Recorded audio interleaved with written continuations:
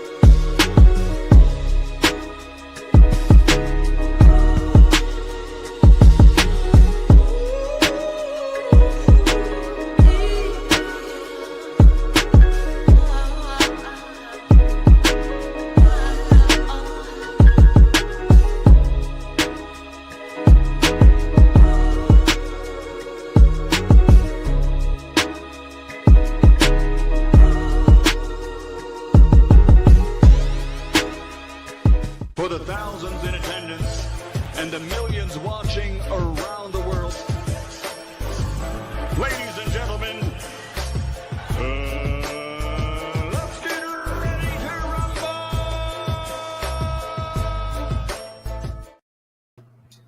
Yeah. What's up, family? This is our boy, Coach Malachi in the building. We back. Too Many Podcasts. We back up in this BI, man. Too Many Podcasts. We back up in this BI. Yeah, man. Salute. What the lit read, fam? Showtime in the building. Hey, shout out to D4L. I bet you can't do it like me. Yep. Hey, boy, D4L, boy. Geeked up. Hey, boy, I used to love D4L. I ain't gonna lie. I used to love D4L. But D4L was bumping back in the day, boy. Anyway, yeah, shout out to 8B. I don't know the Brown. What's going on, fam? You the other AB. I gotta call you the other AB. You get what I'm saying? You said it's an echo? It's an echo? Hold on, let me see what's up. If it's an echo, hold on, let me do this. Check the sound. Bear with me. Audio. 1, 2.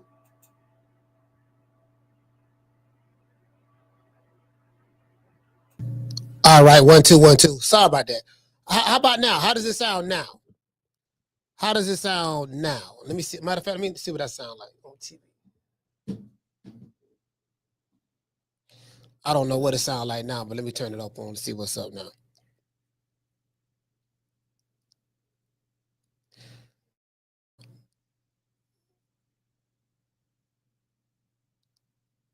Oh, I'm good now? Oh, okay, cool. All right, sorry about that, fam. I had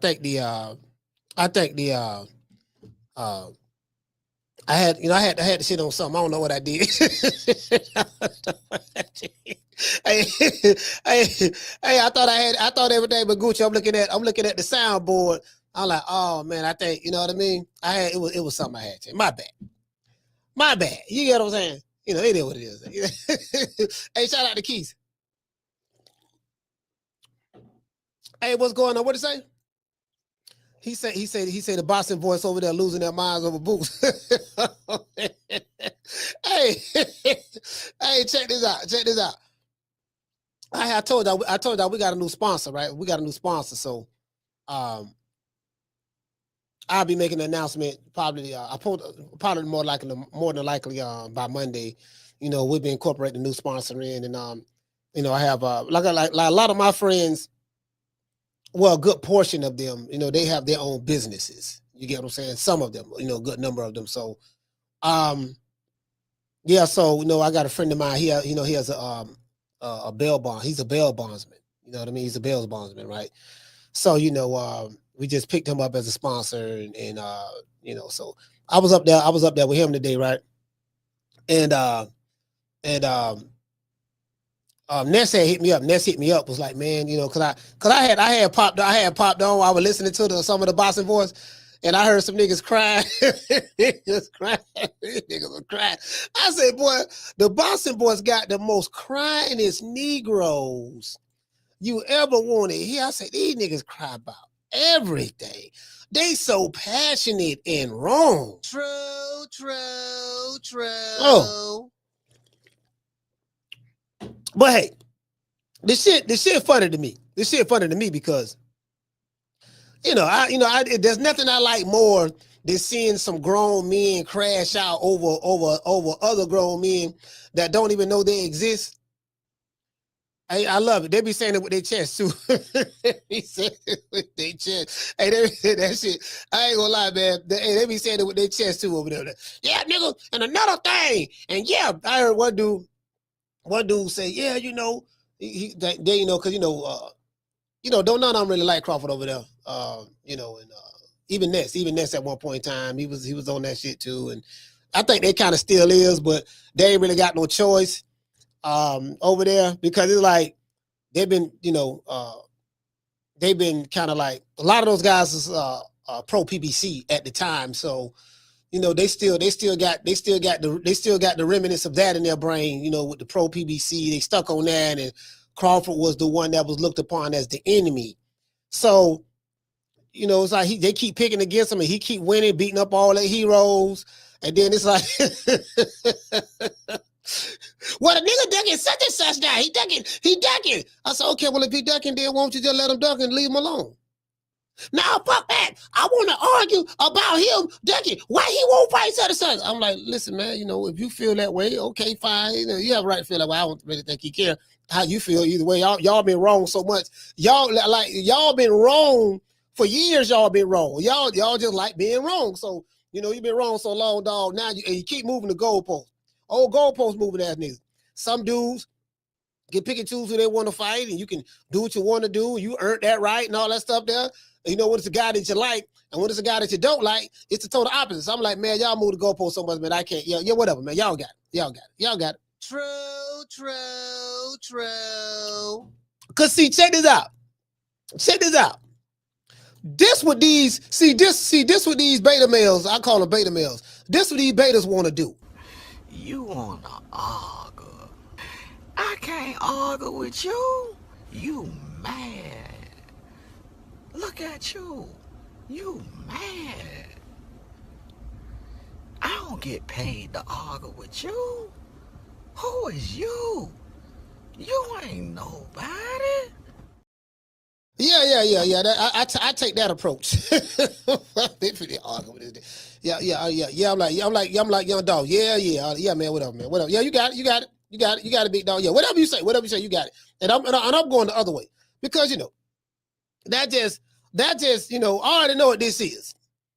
You know what I mean? You got an emotional attachment. You in love with a nigga who don't know you exist. You in love with a stripper at this point. And you just want to argue. You just want to argue about some shit. That's it. That's all. You know what I mean? Wronger than two left pair of shoes, but that's okay. I like that passion, though. I do like that passion. I like that passion. We can monetize that passion. I like that passion. I really do. I honestly do. Anyways, shout out to Hollow Davis. What's going on, brother? Shout out to AB in the other chat. Salute to you, fam. Hollow Davis in the building. Shout out to let's see, Crenshaw P. You know what I mean? Shout out to Green Eyes P. Shout out to who else we got? Who we got over here? Miss Connie in the building. Shout out to Miss Connie. Shout out to Keith Bulldogs in the building. The Cincinnati Cobra. The Cincinnati Cobra. You know what I mean? Shout out to Jamie. Shout out to Gold Rush. We rushing for gold right now. Mike MVP. Salute. Mike, what did he say? He said, what happened to Rick Glazer? He's still alive? I mean, I think I talked to him. I talked to Rick about 3 weeks ago. He's still alive. He's still alive. He's still hanging in there. You get what I'm saying? So,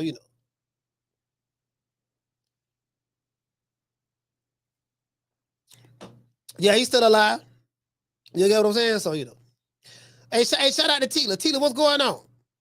Kendall Price is here.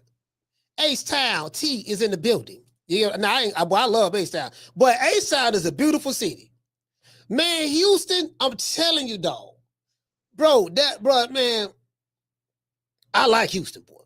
I love Houston, man. Houston just a nice city, man. It's an experience. It's a vibe thing. It's a vibe. You get what I'm saying? The whole vibe in Houston, I'm feeling. You did? So shout out to Ace. He say, Coach, I don't know who get more madness. Who get more mad, Ness or Greg Hackett? Shit.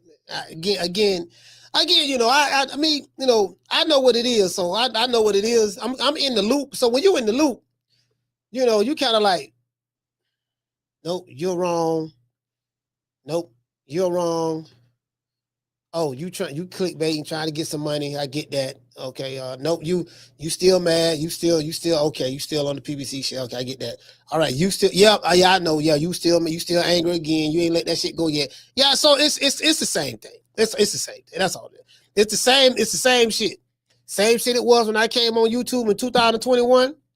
Same thing in 2022, 23, 24, 25, going into 26. It's the same shit. It's the same shit. It's the same group of people with the same agenda. Ain't nothing changed. True. Anyways. The truth about Errol Spence and Jermell Charlo inactivity for over 2 years. Now, Jermell Charlo, as you guys know, has resurfaced not too long ago. We did a couple of shows on that already. Ain't no need to going down that again, but we're going to go down this rabbit hole one more time as Jermell Charlo. Jermell Charlo, he let everybody know that he's doing well. He's in Hawaii. He got 2 mansions and all of that stuff there. Do why did he? However, it looked like he was a little sauced up. He looked like he was drinking on some mojitos or some mojitos. You know what I mean? Some Hawaiian mojitos. He was drinking some of that there. He looked kind of sauced up. He was stuttering and talking about, he'll be the best fight for Crawford. And he ain't got nothing against Spence. And he went to talking about booze and this and that. It's just a whole lot of shit, right? Just a whole lot of shit. You get what I'm saying? So, hold on. Just a whole lot of shit. You get what I'm saying? So it's kind of like, all right, cool. But the reality of the situation is, I say, you know what? Both him and Spence, the last time they fought was 2023. They've been on a 2-year hiatus. And I told y'all, I say, man, what it is this. I say, look, these dudes want a lot of money to fight, come back and fight. They want more money than like, you get what I'm saying? Like, they were accustomed to making a certain amount of money, and they are accustomed to, they want to make somewhere in the ballpark of their last fight. This is the problem. You've been gone for a little over 2 years, and boxing go by fast, and we're in the social media era. Being gone from boxing in 2 years, you can get away with it once a year and stuff like that, especially if you're a big enough name and this and that. But 2 years, motherfucker, ain't heard a peep from you, bro. That's kind of like you don't retire. People coming back like, oh damn, he look kind of familiar. Who that is? Who that new fight is? People looking at you now like you the new fighter. You get what I'm saying? Because it's like some new fans don't came in. They're like, man, who that nigga? He look kind of familiar though. Who is? Who Will Mills over there? Who Will Mills? You get what I'm saying? Yeah, they're like, and then you coming back like it's 1999. And yeah, dog, we coming back, nigga. We 1999, New Year's Eve, 1999, dog. You coming back like let the good time rolls. I'm like, dude, the media outlets that y'all had capping for y'all for all those years that were propping y'all up, they dead and gone. The networks and all that stuff there that was, funding y'all, they're dead and gone. They're not even in boxing anymore. It's like it's a whole different landscape now. Whatever influence Al Hayman had over the media and different outlets years ago, that's over with. I'm still here though. I'm still here. Next year be January will be 5 years I've been on this thing. Listen, I'm still here though, baby boy. I don't fault them all. I don't fault the aerosexuals. I named them. The Shea Butter Laptop Revolutionaries, I named them. The Wakanda niggas, I named them. But PBC game bangers, you know, I defeated them all. Coach Malachi, see, listen, I can take pride in saying that I've done this. Cause there was nobody on the internet doing it, but nobody on YouTube doing it but me. There was others out there that was saying certain things, but I was the one that actually went to war. Digitally, I jumped out. I came out like John Rambo. I had my digital. Listen, I still got the ski mask right here. I reserved the right to come out of retirement. I still had a ski mask right here. I was skied up. I had to shed digital blood to establish the True Media podcast, fam. I was skied up. I had to shed digital blood, fam. All of it was coming at me. I had my back up against the wall. I was just swinging. That's what I was doing. I was fighting them all. You know, I was fighting them all, fam. I did all of that. I'm still here. You know what I'm saying? I ain't got a scratch on my face. You get what I'm saying? Nothing. I'm still here, fam. I had to fight them all. I did a great job at it too. That's all I'm saying. Hey, shout out to Chastity. Chastity, I like that. Chastity, I like that name now. She said, Coach, what you were doing with the mask? Yeah, I had to put the ski mask. See, Chastity, look. See, you went over here, Chastity. You got to ask me what I had to do with the mask. See, I was over here. I was skied up. I was getting into some gangster-ish. I had to let them know, you know what I mean? They dealing with a certified G. Hey, Chastity, you gotta understand. See, look, you don't understand. They were dealing with a certified G. They thought I was a scrub, and they came over here, talking that flip plan, popping that week, you know, trying to bully me, trying to use Debo tactics. How you gonna Debo? You get what I'm saying? You know, so I skied up. Yeah, they coming over here with ski masks. These were some of the scariest niggas I've ever seen in my life. I ain't never seen no internet gangsters. I ain't never seen no internet gangsters like that. Y'all niggas is so high behind it. They're like these motherfuckers had the ski mask hiding their face at home behind the keyboard or their baby mama iPhone. Calling here through disguising their voice. These niggas were so scared. They were disguising their voice. They all going, hold on. It's a video Green Eyes P sent me. This shit was funny. I had forgotten all about this shit. Nigga called me hollering about he Batman and yeah, I'm Batman and he gonna do A, B, C, and D to me. I'm like, oh yeah. Oh, you Batman, huh? Okay, nigga holler about he. Yeah, man, come on, fam. Yeah, I'm talking about this. I had to go through it. Now, they don't come over here no more because I have defeated them all. I have defeated them all. You get what I'm saying? But I kind of miss them though. Now I'm like, man, you know what, man? I realized, Chastity, that I did too good of a job because they don't even come over here no more. It's like, damn, I don't destroy them. We were going at it for years. But you know, it's been about 4 years. 4 years, I was taking the crime to them boys. You know, I was putting paws on them for about 4 years. 4 years, I was putting the hands and foots on these niggas. You know, digitally, of course. And yes, it's like they don't even come around no more. They stay over there at the boss of us now. They just stay over there. They like, yeah, man, that shit don't work with him, man. He done whooped all our asses. I don't took out promotional companies. I don't took out boxing channels. I don't took out Facebook groups. I don't took them all out. Boxing channels. I made boxing channels folded. You know, all they shooters. It's been rounded up and in jail, and you get what I'm saying? Like just all of them. I put a hit out on all of them. You get what I'm saying? They came over here with that flim flam, trying to scandalize and to smirchify my name and good character. But you know, they didn't know. They didn't know. Hey, you know what? Hey, hold on. Hey, Miss Cotty.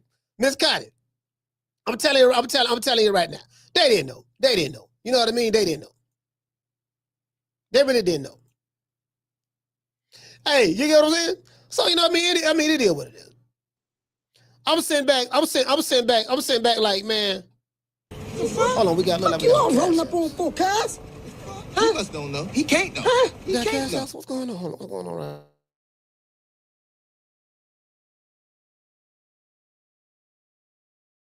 Hey, hey, hold on. I'm trying to see something. I'm trying to make sure that's closed. Let's close that window right there. You get what I'm saying? It is what it is. Shout out to the hood. I want to thank the whole hood who came out here. I love y'all. I did this for the hood. Y'all know I beat that boy. Yeah, man, he must don't know. He can't know. They ain't know. They ain't know no better. I had to show him though. Now someone want to be friends. I had someone hit me up want to be friends. Yeah, you know what I mean? Let's be friends. Let's be friends. Y'all remember that song about New Edition? Motherfucker want to be friends now. I'm like, okay.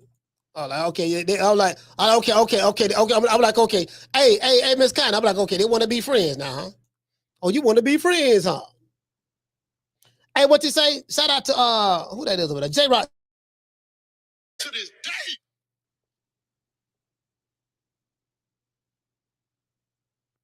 Hold on, what you say?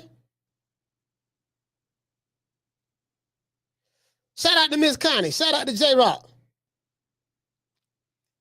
Hey, shout out to Ronald Finkel. He said they turncoats. Yeah, I'm just saying, fam. I'm just saying, fam. All I'm saying,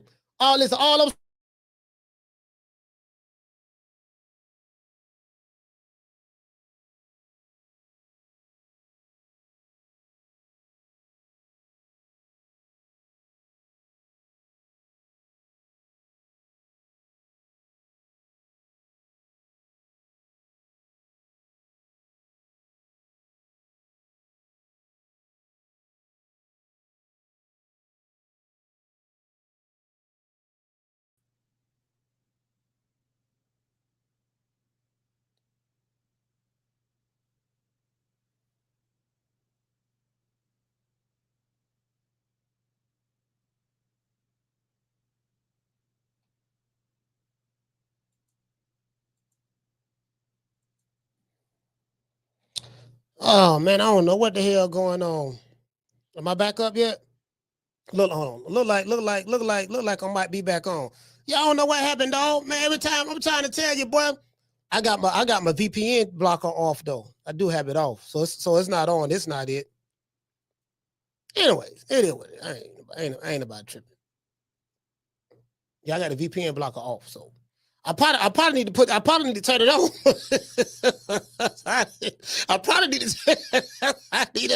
I need to put this VPN block on. Every time I go to talk about these whole ass niggas, they're gonna coming over here fucking with the channels. I noticed that. Every time I have a whole nigga anniversary, I'm addressing the whole niggas that I had to destroy since I've been on YouTube. They always coming over here messing with us. I've been trying to stall them boys out. I turned the other cheek. You get what I'm saying? I turned the other cheek. Every time I notice that, every time I get on these niggas' ass, I have an anniversary right here. This is the 4th anniversary of me kicking off in the Wakanda nigga ass. Yeah, this is the 4th anniversary of me whooping up on a Shea Butter laptop revolutionary. Yeah, this is the 4th anniversary of this whole ass nigga named Coco Beware calling the show, hollering about what he was gonna do and where I better go and where I better not go. Well, you better not go to the fight, and you better do this, you better do that. I said, I promise I'm gonna be there. I promise I'm damn sure gonna be there. I'm damn sure gonna be there. You better not go here. All these empty promises, man. God damn. You told me promises. Why do I believe? Promises.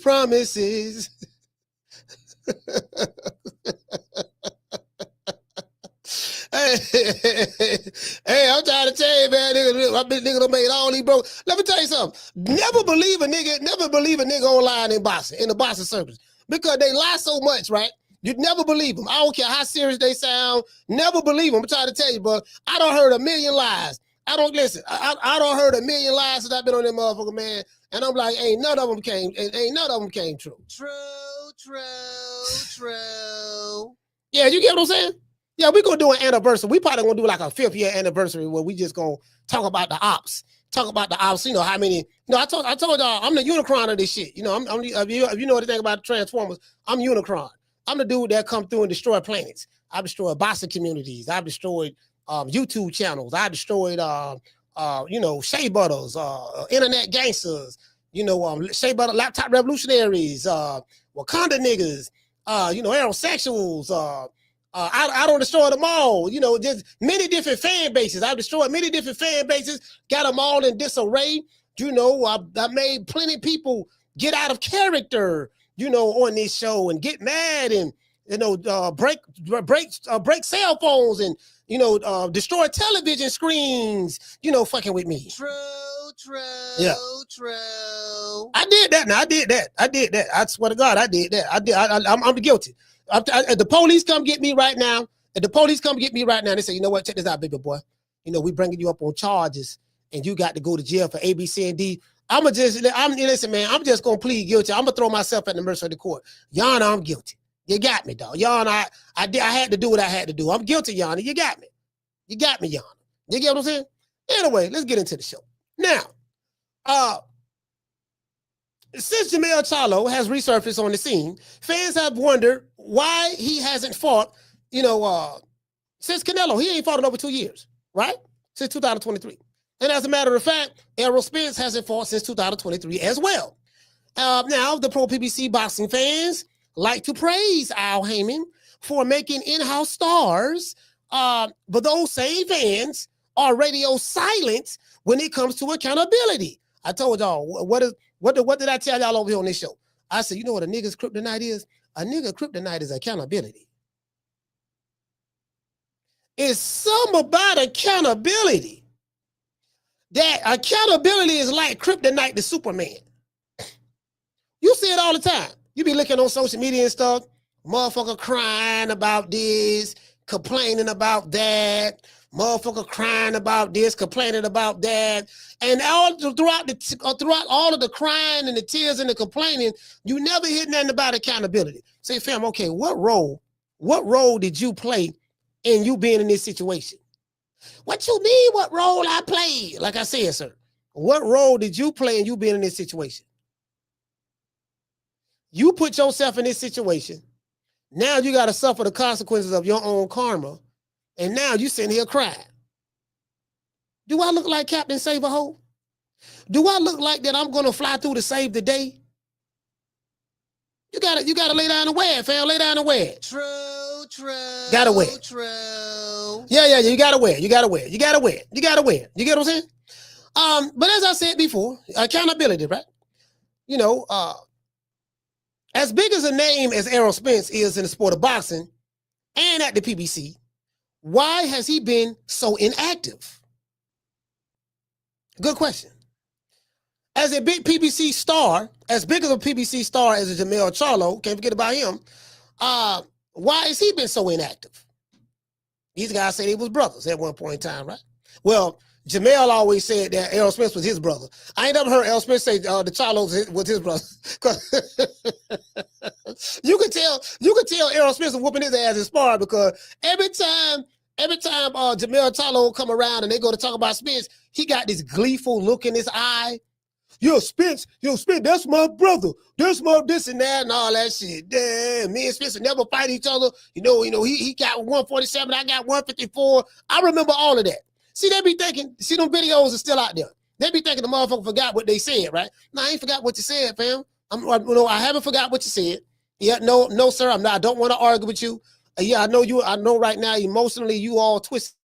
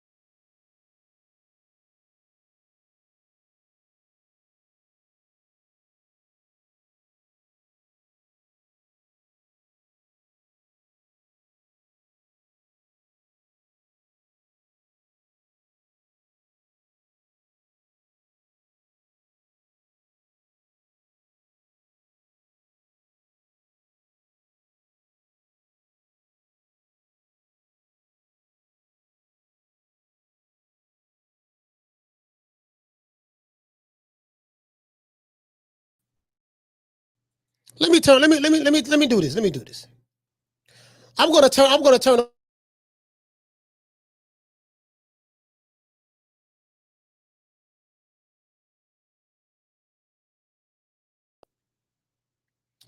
I got my VPN on. Let me see what's up.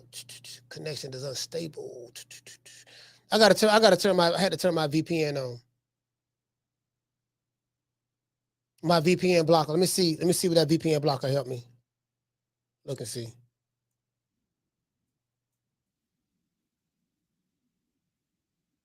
Yeah, because I had it off. So let me turn it on. Because I gotta make sure a motherfucker trying to attack my shit.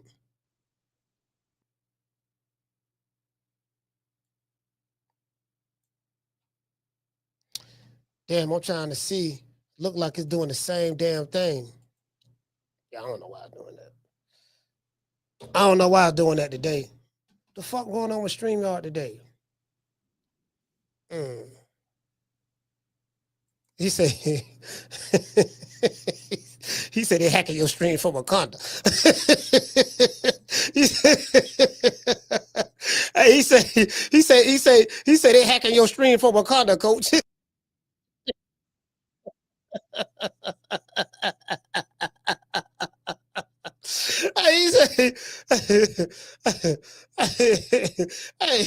He said they hacking your stream from Wakanda. Man, this shit. That's crazy though. Hey, this crazy. Something wrong with though. You know what I'm gonna do? I might need to try to restart the computer. I don't want to do that though.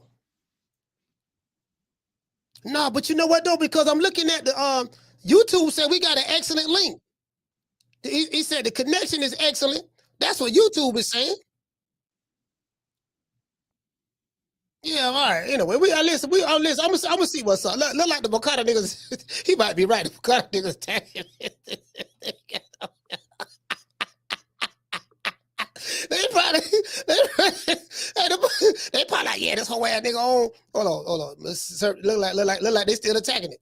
Look like they still attacking it right there. Hey, this whole ass nigga on today, dog. He tried to do the anniversary.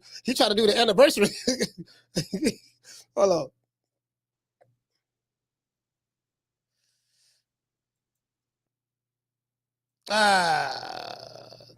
I'm already closer to the modem, man.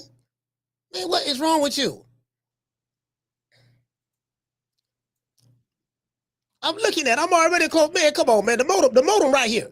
The modem is right here, right by my foot. What the hell you mean? I have an unstable connection, man. Come on, fam. I'm not even listening. I'm not even on the Wi-Fi. I ain't even on Wi-Fi.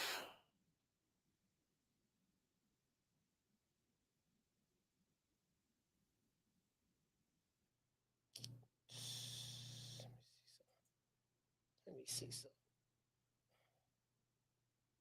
What?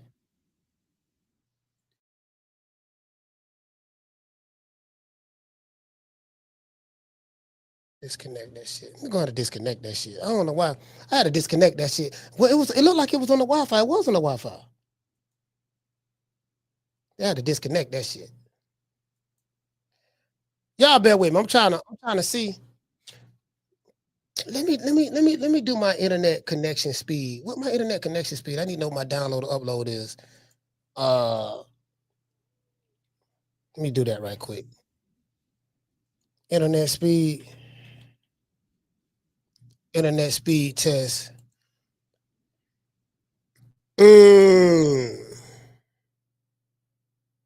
Okay. Something going on with the internet.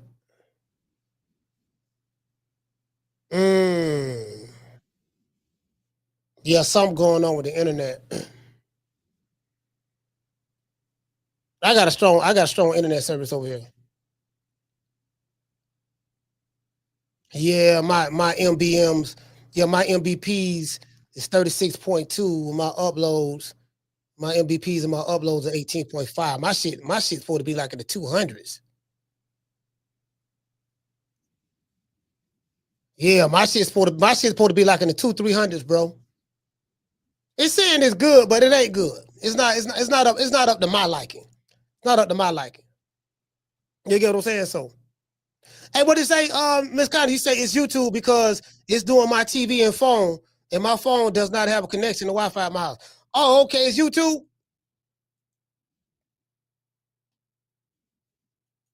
Yeah, YouTube tripping. So YouTube, I wonder, y'all, I don't know what the hell going on with YouTube there, Miss Connie. Yeah, I really don't know. I really don't know. He said plug in the Ethernet cable. Yeah. My Ethernet cable already plugged in, fam.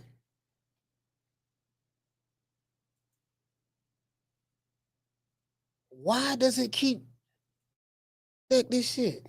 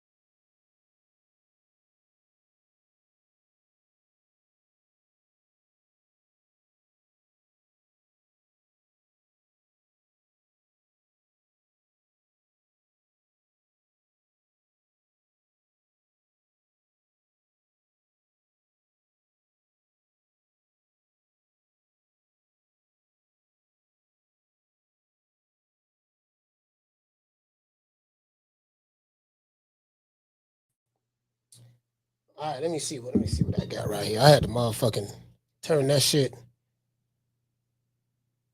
Yeah, I had the doggone hold on, let me see if y'all can hear me now. I had the goddamn unplug the modem. I had to unplug the modem. I had to unplug the modem and replug the modem back up. The modem is right here. The modem is like 1 foot away from me. I'm looking at the modem right there. The modem right there, fam. Yeah, man, that shit. I had to unplug the motherfucker. Okay, let me see. Okay, let me do an internet test now. Oh, there it go. Now I'm testing my internet speed. That bitch saying 340 on the download and 335 on the upload. Now that's what I'm talking about. That's fast. That's fast. 340.6 to 366.2. That's fast. Let's get an internet round of applause. God damn. Yeah, man. Shit, I'm like, man, God, okay, God, man, come on, man, don't try this shit. Boy, don't do this shit no more. Yeah, I had to goddamn reset the motherfucker, man. Yeah, man, they still talking about the connection unstable. We just gonna roll with it. Fuck it. I don't know what the hell going on, bro. Cause I got my shit. I just ran the test on it. But anyways, back to what I was saying before I was rudely interrupted. Cause I don't want to talk bad about the internet because I need the internet right now. You get what I'm saying? Not right now, right now. Now, as I was saying before, when you got stars like Jermell Charlo and doggone Errol Spence, again, I do know that Spence made a lot of money when he fought Crawford 2 years ago. And I know, from what we're hearing, that's just from what we're hearing. You know, he made like $25 million. Him and Crawford supposed to make like anywhere between 25 to 30 million a piece. I don't, you know, depending on which number you want to believe, you know. And then because the pay-per-view did well, I think they did like 700,000 or something of that sort. It did well for them. And Jermell Charlo, you know, he did well fighting Canelo. You know, he did well fighting Canelo. He got a good piece of change when he fought Brian Castano. He became undisputed. You know, so I think there was some kind of escalator in his contract to where if he accomplished this, then he gets some kind of bonus that elevates his price up, kick up and stuff like that. He was able to do that. So now I don't know if he got all his money from Al now. You know, they say Al on the run. He on the run right now. So motherfucker Al, they say motherfucker Al on the run. So, you know, I don't know how that worked out with Al. But however, you know, he doing well. They doing well, right? So now, but back to what I was saying, you know, I don't understand why they've been so inactive. But I do kind of understand why they've been inactive, right? You know, because in that video, Jermell Charlo revealed that he's blessed and he has plenty of money, and but now he's, you know, trying to get a fight with Crawford, Boots, whoever, right? Jermell also stated that he'd be interested in fighting for his also his fictitious brother in Errol Spence. He said he'll fight Errol Spence. You know, the only problem with that is no one knows where Al Hayman is at. Like, okay, if two PBC fighters want to fight each other, who handles that? The white man Tom Brown handling it now? You know, what about the Cougars? Louis de Cougars, him and his son. What about, well, Sam Watson is a ticket scalper, so I would say Sam Watson, but Sam Watson, you know, we know what he do. And then Booger Ray Leonard ain't nowhere to be found. I don't think he's been around since Floyd Mayweather fired him. Since he got fired by Floyd Mayweather, he ain't been around. So that kind of killed that. So I'm like, okay, you get what I'm saying? You know, it shouldn't to make a fight, but we see doggone two PBC fighters with Sebastian Fendora and Keith Thurman. They were supposed to fight each other. See what happened with that. Fendora say he hurt his hand. I don't believe that at all. I don't believe that no more than when Scampson said that Fendora had a broken nose from the Tim Tszyu fight. But then when the reporters saw Fendora and they asked him how was his broken nose doing, he said, "What broken nose? I don't have a broken nose. There's nothing wrong with my nose."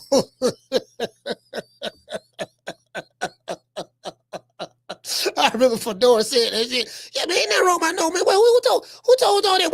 Where you get your information from? Sir, we're getting the information from your promoter.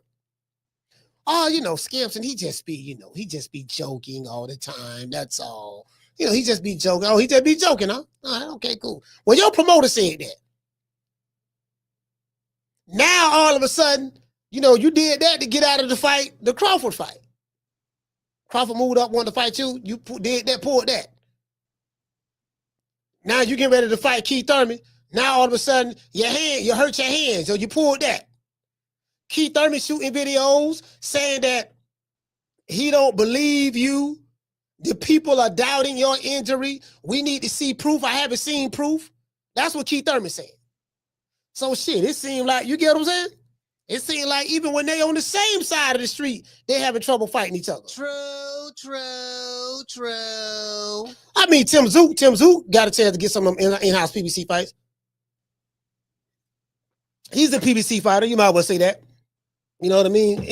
Listen, anytime you use PBC talking points or you do everything that PBC is known for doing, then whether you are an official PBC fighter or not, you're a PBC fighter because you're doing the same thing that they have a history of doing. True. I remember Tim Tszyu supposed to been the hottest thing since Swiss cheese. Tim Tszyu was knocking people out. Everybody got happy about Tim Tszyu, talking about how big he was, and then Tim Tszyu he's supposed to have been trying to fight Jermell Charlo, but you know he didn't press him on it, and Jermell said he had other stuff to do, and everybody was I remember everybody was bragging about Tim Tszyu. He's so big, he's so strong. Oh man, they were saying that they were talking about after I think after the Spence fight, They were talking about, yeah, man, Crawford won't move up to fight Tim Tszyu, and Tim Tszyu hit hard and strong and all. They were hyping up Tim Tszyu, hyping Tim Tszyu up, right? Now, guess what? Now Tim Tszyu, they don't even talk about Timmy no more. Timmy don't got folded up. He said he lost twice to Fundora. Who else got rid of Tim Tszyu? Bakram knocked him out. But just before that, Tim Tszyu was supposed to be like his dad, Costa Tszyu, and this and that, and yada, yada, yada. So then when that didn't fall, what they do? They moved the goalposts again. I told you, if they did not have a double standard, they wouldn't have a standard at all. I remember this shit like it was yesterday. Now they moved the goalposts again. Old goalpost moving ass niggas. That's why you can't beat them. I can't beat you, dog. You move the goalpost too much. If you could just stick to one thing, I can work with you. If you could just stick to one thing. You don't stick to nothing. You ride with it when it's convenient. When it's not convenient, you jump to something else. Hey, shout out to the goddess. The goddess, what's going on, sis? Shout out to the goddess. Shout out to Chastity. Shout out to Lisa Bells. Cooking with Sir Senior. That's the only problem I have, fam. Listen, I'm like, dude, you ride with it only when it's convenient for your narrative. When it confirms what you already want to believe, whether it's the truth or the lie, you latch on to it. When it stop confirming what you want to believe, you move the goalpost and jump to something else. I can't beat you. I can't beat you. To this day. That's why I say you got it, dog. I'm not finna be arguing with these dudes. You got it, whatever you say. Because I'm a vet at this shit now. I'm like, y'all already know what you're gonna say. Like, I put him up know what the nigga answer gonna be before he even answer it.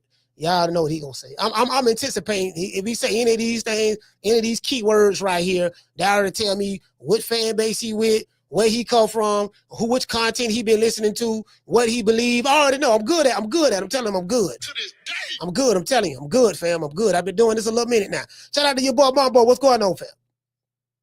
Now, as I said before, Jermell Charlo did state that he would be interested in fighting Spence. The only problem is this: no one knows where Al Hayman is at.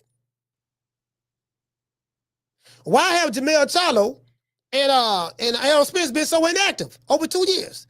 2023 seemed to be the death blow for Al Hayman's Premier Boxing Champions. Showtime Boxing folded like a lawn chair and fired Stephen Espinosa. Stephen Espinosa, they fired him too. Turki Al-Sheikh came on the scene and he changed everything. Although his business model is flawed, according to his critics and supporters, he did change the game. Some will say for better, some will say for worse. I don't know. I'll leave that to you guys. ESPN has also left boxing, leaving Top Rank without a network deal. However, Top Rank fighters are not inactive. They have been fighting on the Zone, Riyadh season cards, and other promoters' fight cards. And some of the PBC fighters have been as well. They've been on the Riyadh season card, some of them and stuff like that, different spots. But I'm saying the star fighters like Keith Thurman staying lower to the soil. Jermell Charlo and Errol Spence staying lower to the soil. Man, we ride with Al Hayman, man, no matter what, man. Even though we ain't found it, we don't know, we ain't seen the nigga, we just gonna stay over here and ride, man. We gonna stay over here and ride. The Titanic don't sunk. The band is still playing music while the Titanic is sinking. Isn't that what they said happened in the Titanic? They said that the Titanic hit an iceberg. I will address the super chats. The Titanic hit an iceberg. It said everybody say, look, save the women and children first. So they put all the women and children on the raft, as many as they can put on, and then let the women and children go off into the Arctic Sea, cold as it is, right? And then the band, the ship was going down, and they said the captain stood there and had his head up like this here. You know, said, goddamn it, I'm going down with the ship. And he said his final prayers. And they said the band was just playing the music, you know, or when the ship, or when the saints come marching in, something like that. Or when the saints come marching in. Or when the saints come marching in. You know what I mean? When the saying that saint shit, ship singing it, I'm like, shit. I'm like, man, fuck them women and children. True. That's what I would say. It's every man for himself at that point. Shit, I want to live too. Shit, hey, you get what I'm saying? Shit, I want to live too. Shit, I ain't shit. Fuck that. I ain't trying to be funny. I'm just saying I want to live too. Why I got to go down with the ship? Shit, if you niggas want to stay down there and go down, y'all go down. Shit, I'm just shit. The women and children got to go on first. Man, I ain't trying to hear that shit. Shit, I got shit. You think I want to get back home to my family? Shit, I'm telling. Hey, Irvin, I'm keeping it a bean, fam. Shit, nigga, I'm trying to get back home to the crib too. I didn't sign up for this. Shit, nigga, I just want to go on the cruise and come back home to the crib. I didn't sign up for this. Y'all hitting icebergs and shit. Talking about something. The women and children got to go first, and you know, you got to be a man, and we got to. Man, I ain't trying to hear that shit, man. No, y'all stay on. I'm getting on with the women and children. Believe that. Anybody try to stop me, goddamn it, it is what it is. Call me what you want to call me. Call me alive. You get what I'm saying? Shit, that's what you gonna call me, alive. Anyway, hey, what you say? Hey, Chassis say, she say, oh, come on now, coach. Hey, Chassis, listen, Chassis, come on. Hey, Chassis, hey, listen, come on now, Chassis. I don't mean to say it like that, but let's keep it a bean though. Come on, Chassis. We on the Titanic. The ship sinking. Self-preservation is the first law of nature, sis. Self-preservation is the first law of nature. How am I wrong for wanting to live too? Hey, what'd you say? She said the women and children would have threw your ass off the side.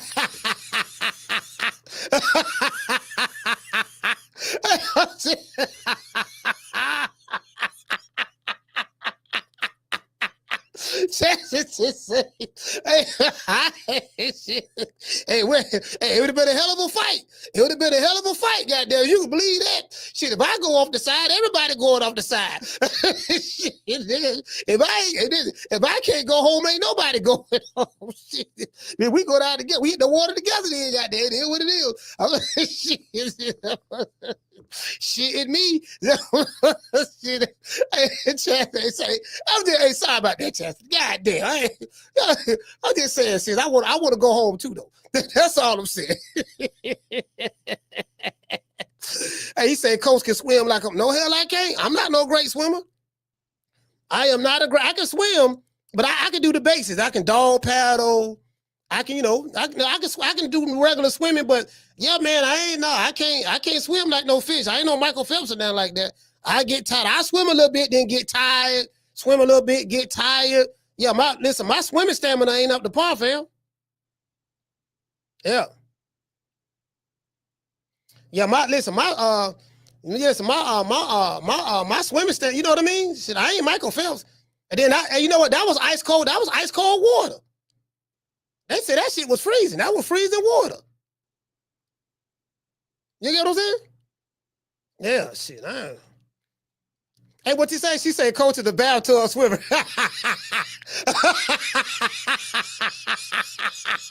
she said a bathtub swimmer. Hey, no. Hey, look. All I'm saying is, sis, is this here. Again, we're gonna let the women and children go on out there, but I gotta go. I'm getting on that boat. I don't give a damn fuck. It is what it is. Hey, shout out to the Martin. He said coach will be clean shaven. Talking about Gaga. Oh yeah, Gaga. Yeah, I ain't gonna be saying no Gaga. I'm gonna be saying shout out to the goddess. Hey, she said coach the bathtub swimmer. Nah, hey, you know what? Nah, I ain't gonna be saying no Gaga. I'm getting on that motherfucking boat. Hey, my nigga, shit. Hey, you come on, man. You know how black folks is. You know how black folks is. Man, come on, fam. Man, come on. Now, we ain't finna play any crackhead games. You know goddamn well, but you know black folks. And anything dealing with the ship sinking, we finna drown. Everybody finna try to save their damn self. You know that. True. Yeah, you know that. Cause you know how black folks is now. We ain't finna act like we, you know what I mean? We gonna be shit. You saw niggas be acting on Spirit Airlines. You saw motherfuckers be acting on Spirit Airlines. You know what I mean? Shit, you just imagine what it's gonna be like. We on a boat and the boat sinking. Shit. Yeah, I'm just keeping it real. That's all I'm doing. Shit, niggas don't know how to act on spirit. You know they ain't gonna know how to act on the goddamn boat that's sinking. You get what I'm saying? Shit, I'm trying to, you know what I mean? So shit, how we gonna go to Mardi Gras? If I drown in this water, how we gonna go to Mardi Gras next year?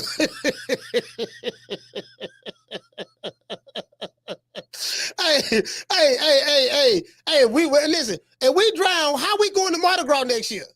I had plans for next year. Yeah, I got to go to Mardi Gras, dog. You know what I mean? They say Freak Meat coming back. Freak Meat supposed to be coming back. Freak Meat 2026 coming back. I got plans to go to that. You get what I'm saying? I got some packages coming from Amazon. If I drown, I ain't gonna better get them packages. I'm just saying some real shit. I'm saying some real shit, boy. I'm just shit. Who gonna get the packages? You get what I'm saying? So anyway, as I said before, now Errol Spence, we haven't seen from him since the Crawford fight. But however, I would expect him to be back beforehand. We know at the end of this, he activated the rematch clause to fight Crawford, but then he ended up not rematching him after the 6 months. Said he had to have cataract surgery on his right eye, I think the right eye, and then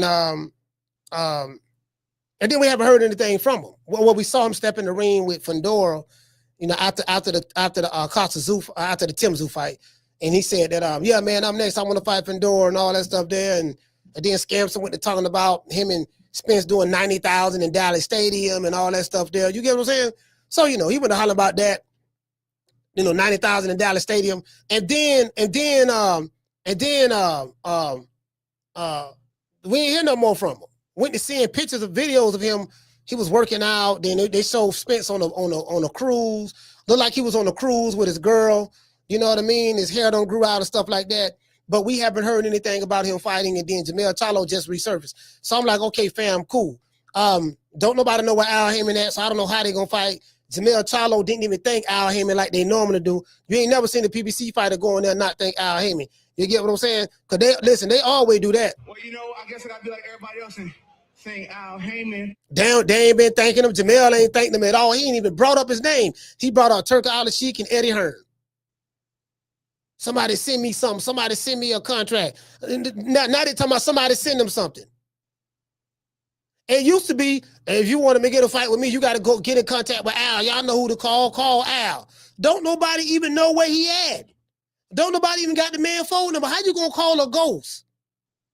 How you going to find somebody who don't want to be found? You gotta be like a bounty hunter or a detective or the CIA or the FBI. You got to get some forensic specialist to get on the scene or something like that. Did you get what I'm saying?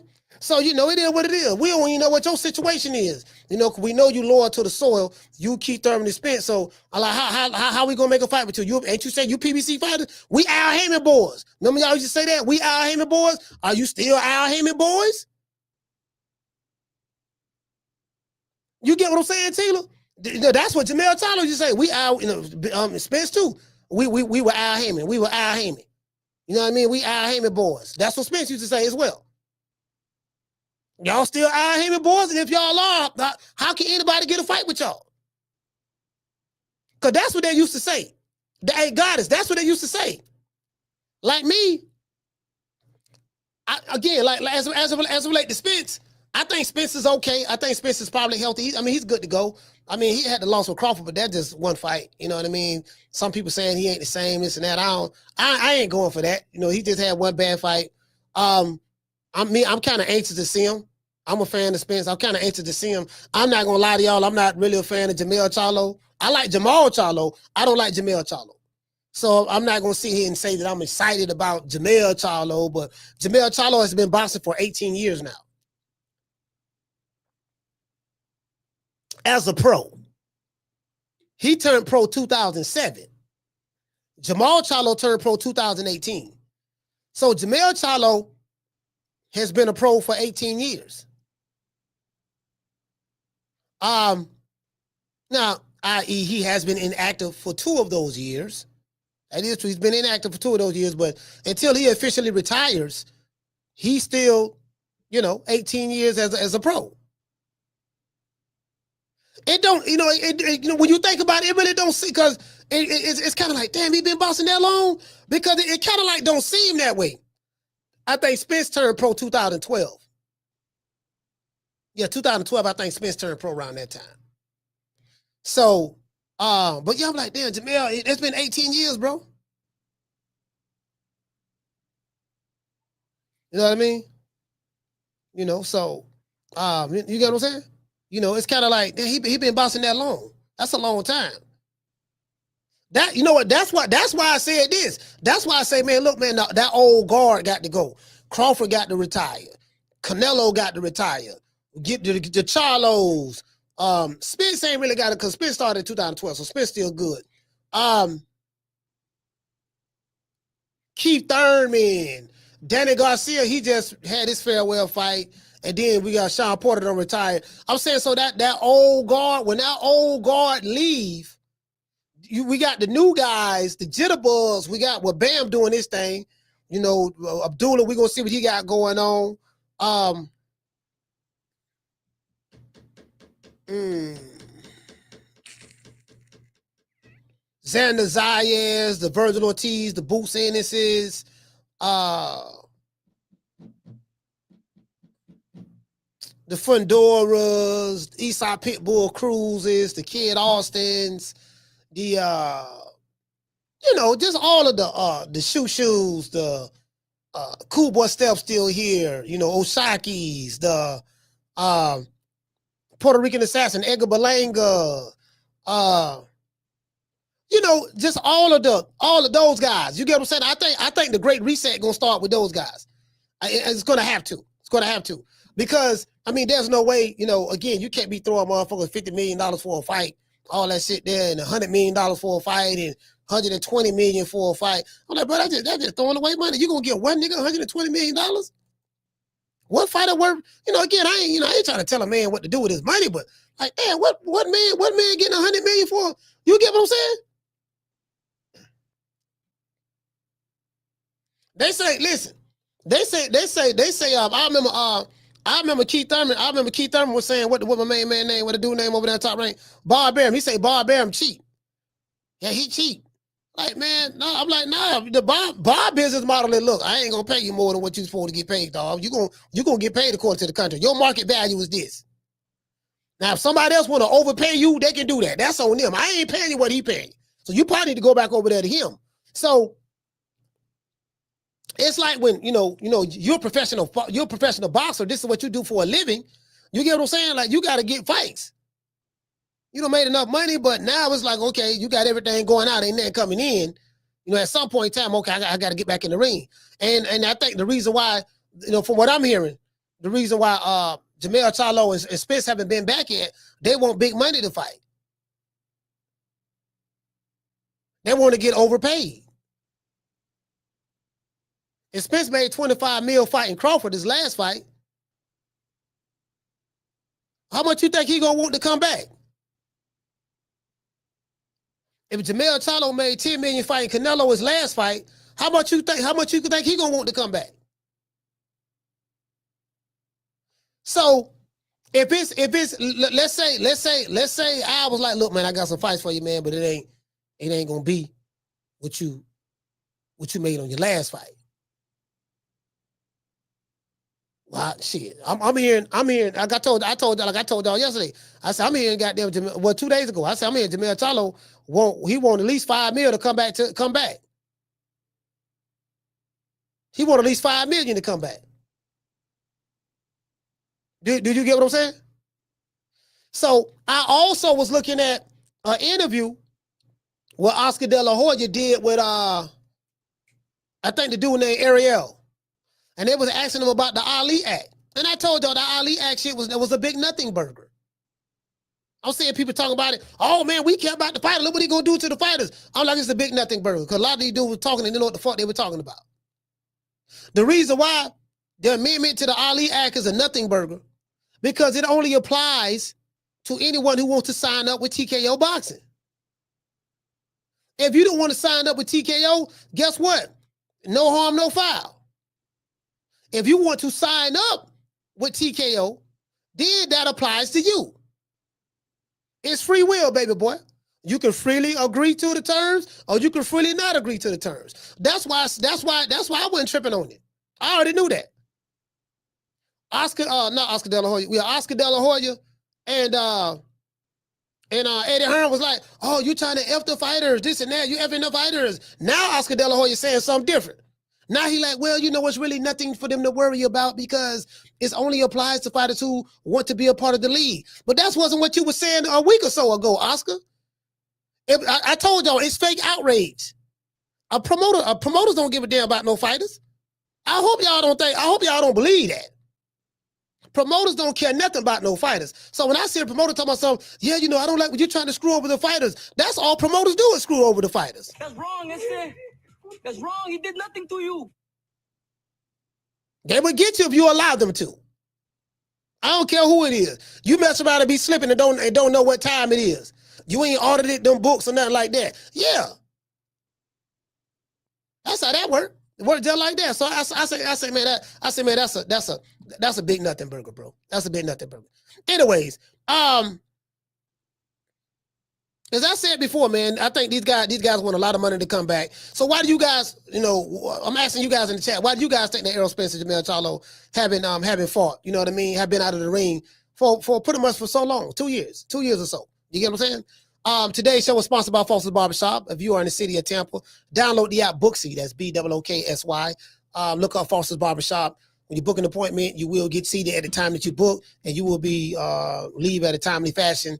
You know, let them know that Foster's Barbershop is located at 1923 West Main Street, West Tampa, Florida, 33607. Let them know that Coach Malachi sent you, and you will receive a 10% discount. Let's give our sponsor, Foster, a round of applause.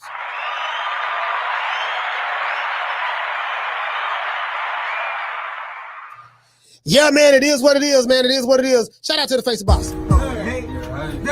Hey. Yeah. Oh, that looks good. How much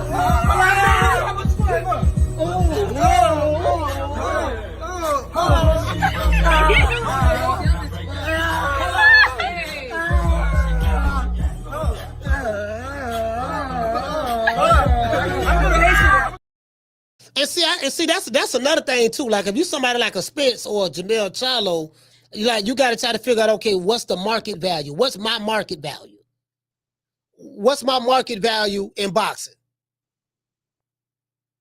Spence got fans. He got people who want to see him come back. He's a likable person. Jermell Charlo, on the other hand, is different.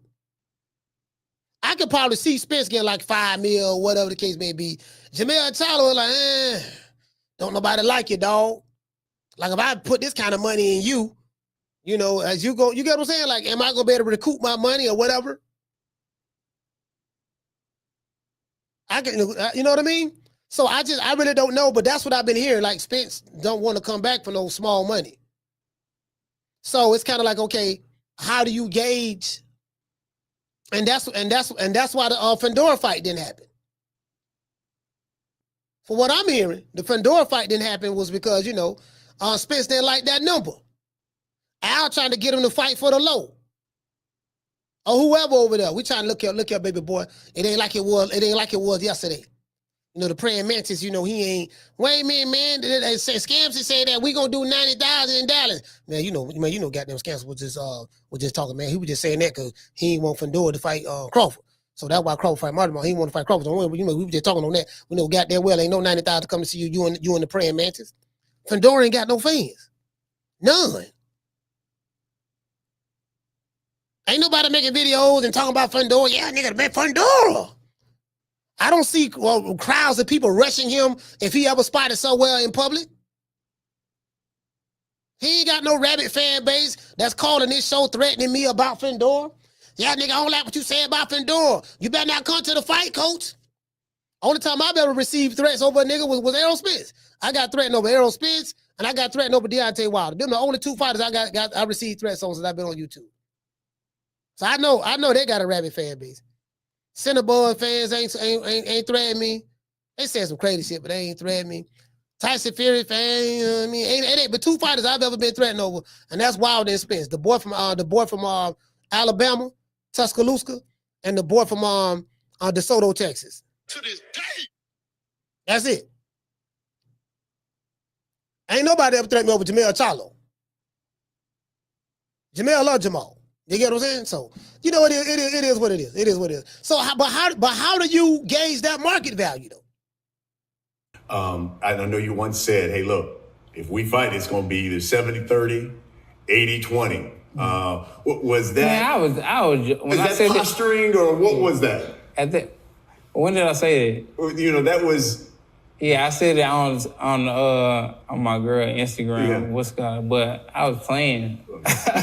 Hey, man, nobody taking no 80-20, 70-30. Yeah, I was playing. I was like, because I was like, it's gonna be 60-40, and I was like, yeah, he keep playing crazy. It's gonna be 70-30 or 80-20. But yeah, I was playing. Like I was serious about that, man.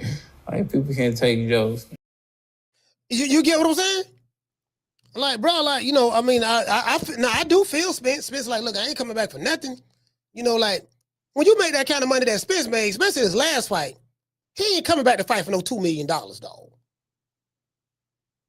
I don't know what the number is, but it ain't what he want. He ain't coming back to fight no. Like, you can't. Yeah, I mean, I'm a fight Pandora because, you know, Spence say he don't do tune-ups. So, you know, you want the man to fight the praying mantis. He gonna come back out of retirement. He gonna come back and fight him, and then you're gonna talk about getting him $2 million. Because Pandora, I don't know what Pandora making. I'm hearing, I don't know. He ain't getting paid too much of nothing. I'm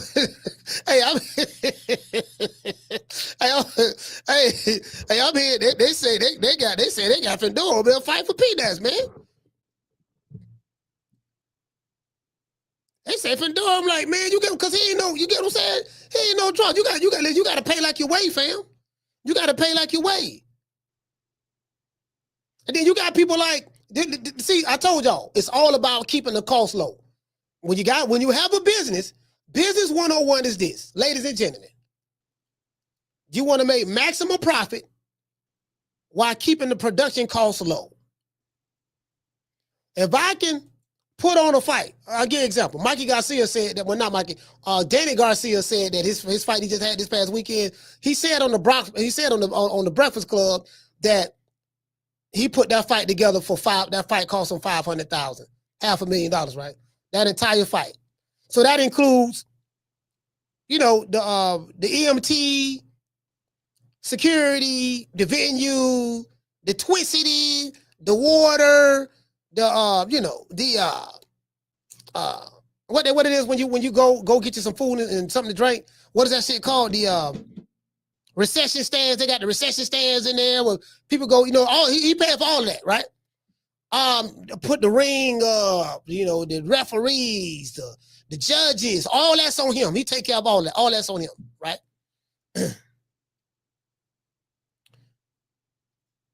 If he was able to generate $1 million out of that, he made his money. He made his money back, and he made $500,000 profit. Now, he ain't made no big money himself for fighting. Because if the venue only made, if your fight only made $1 million, and then of course he had to pay all the fighters and stuff like that. So I don't know how that was arranged. Maybe some fighters got paid after the fight. Because I was at a fight one time with Antonio Tarver, and I was in the back with Antonio Tarver. And I seen him cut fighters' checks right when the fight was over with. He cut their checks right when the fight was over with. Paid them right there. I was right there. I got it on camera. Have it on camera. You get what I'm saying? It was some brothers out of Baltimore named the Robinson brothers. We had them on the show one time, interviewed them and they pops. The Robinson brothers. Yeah, they was in the back. I saw him cut the Robinson boys, the Robinson brothers out of are they out of DC? I think they're out of Baltimore. Are they out of Baltimore? They either out of DC or Baltimore. I think Baltimore. No, they're out of Baltimore. The Robinson brothers out of Baltimore. Yeah, so I was right there. I saw that, right? He cut their checks right then. So, yeah, but if he made, you know, and then they was asking Danny Garcia, they say, look, what would you, because he doing it independent, right? Now he got his own promotion company. He said, what would you advise any other fighter that's coming up? Would you advise them to do what you're doing? just have your own promotional company, pay for your own fights. He said, no, I would advise him to get with a promoter. He said, because this is the thing. When you are your own boss and you your own promoter and all that stuff there, see, all that stuff sound good on the internet. When you're listening to Dame Dash and be your own boss and this and that, there's a flip side to being your own boss. You have to take all of the risk now. If it fail, it's on you. If it succeed, it's on you. But everything is on you. And it might be some areas that you're weak at that you may need some help in certain areas. But everything falls on you now. So you get what I'm saying? If you can handle that, and you're going to take some losses being your own boss. You're going to take some L's because you don't know everything. There's going to be some miscalculations. There's going to be some things that you didn't take into consideration. You looking at, like online, some of these dudes, they like to romanticize being your own boss and all that stuff there. It ain't for everybody. Trust me, I know, I'm telling you. I got my hand up. It ain't for everybody. It ain't all what it cracked up to be. You get what I'm saying? So I just want to throw that out there. It sounds good on social media because people, because they like to romanticize it. People think about, I ain't got to answer to nobody, and I'm flying to Italy, and I'm finna go meet Mussolini, grandson, great grandson, and grandson, and all that. I'm finna go do this and that. I'm in Spain now. I'm in France. I'm in Rome, all that. Let's see, all that Instagram shit. All that Instagram shit. Every time you turn on the gram, you see a chick or you see a female or a guy. He in another restaurant. He riding. Hey, virtuoso. He in a restaurant. She got her hair done. Got her Boquisha eyelashes. This dude, he got these fake ass chains around his neck, fake Rolex, fake pave bracelet. He's starting living his best life. He's spending all his money trying to look rich, trying to look the part. He going broke trying to look rich. And I'm just pulling my phone up. I'm on IG. I don't saw her. Hey, shout out to Freddie. Hey, okay. Dropping that quarter of a dub on Cash App. Salute to you, fam. You get what I'm saying? So they seeing that. They seeing that, and they thinking, yeah, nigga, shit, nigga, being your own boss, that's what I'm talking about. Yeah, man, I'm like, nah, bro, you really shit. That trying to tell you, bro, that shit ain't easy, bro. The average motherfucker millionaire, he didn't take off till 50 years old. A lot of motherfuckers who big money now, they ain't take off until they hit 50 or hit their 40s and 50s. You can't look at the anomaly and think, yeah, that's the norm.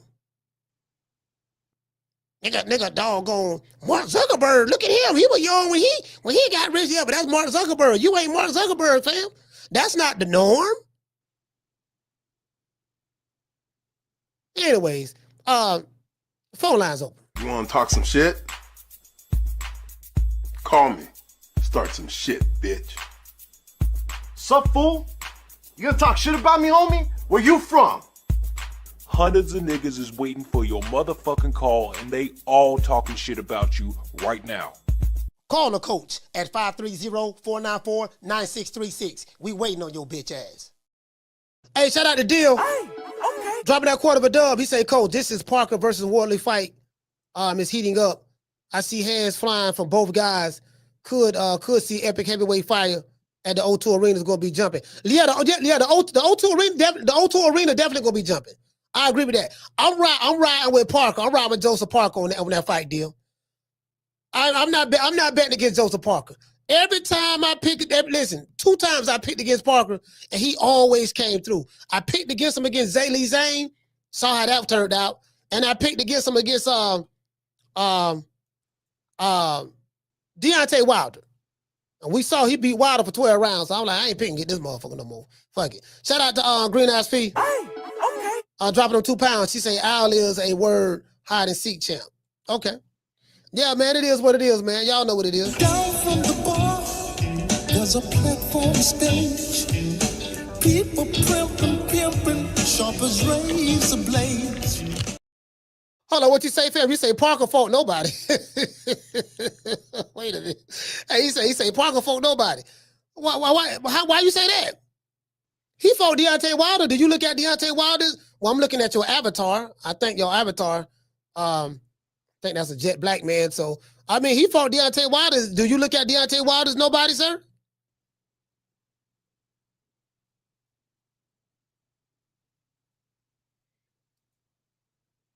He said Parker fought a ring-rusted one-trick pony Wilder, slow-ass Zane on a 2-day notice, and jet-lag Bacoli.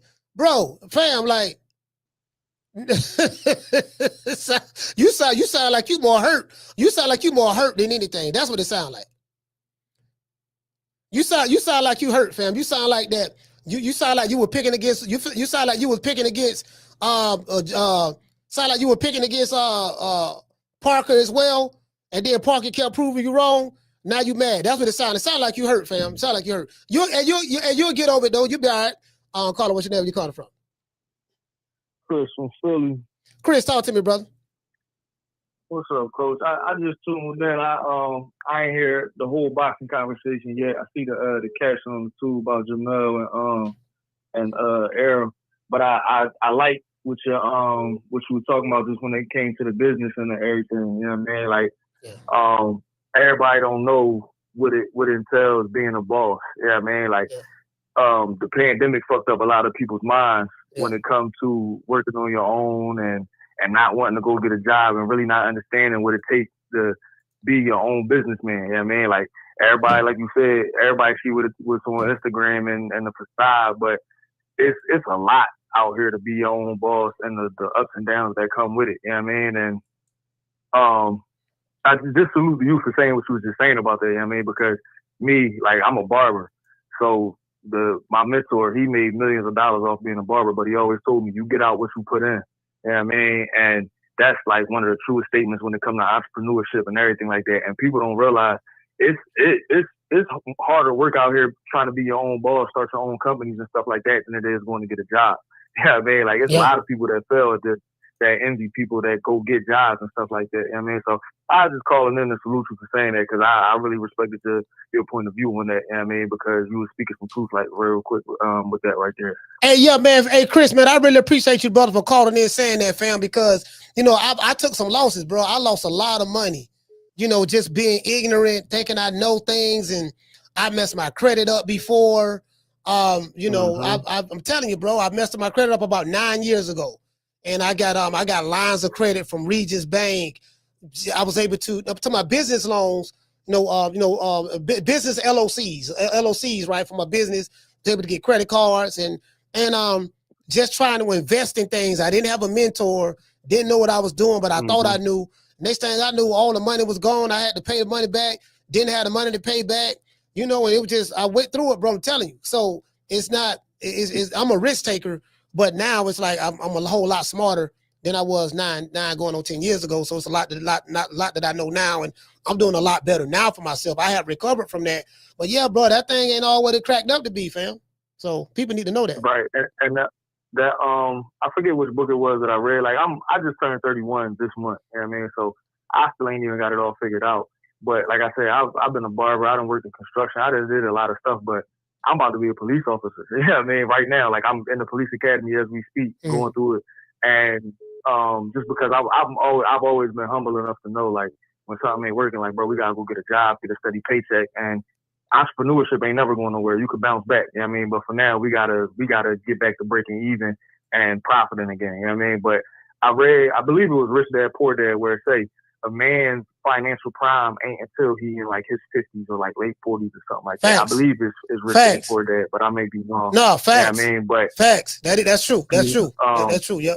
You know, but like, you know, you got these guys that on Instagram, like, oh, you could become a real estate guru or tax credits or you know, we could fix your car, show you how to get this business loan for $100,000. Like, people got to really understand that, like, when people put out these economic statistics talking about this state is one of the poorest states, or the average people got this much in their bank account. They not necessarily lying to y'all. I mean, so like people on Instagram will tell you could become a millionaire overnight, and then real financial people on CNN or whatever is telling you like, yo, the country economically is fucked up right now. Like, who you think you gonna believe first? The people that's been doing this since the country started and they've been reporting these facts, or people on Instagram telling you it can happen overnight? Nothing happens overnight.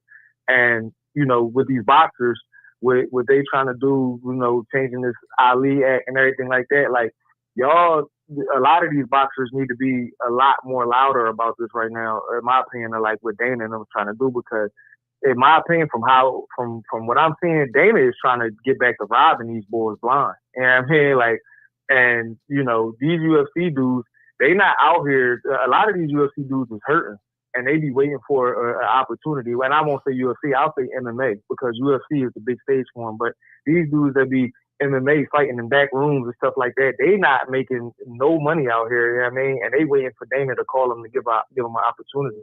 And how it looks to me is that's how we trying to have most of you boxers nowadays when it comes to this booth for stuff and this league and everything like that. Like, I get wanting people to fight competition more. I'm all for that, but I'm also for athletes getting paid, man. Like, get your money, like, and don't let nobody come in and rob you, especially somebody that's already rich. All right, well, shout out to Chris, man. Philly, stand up.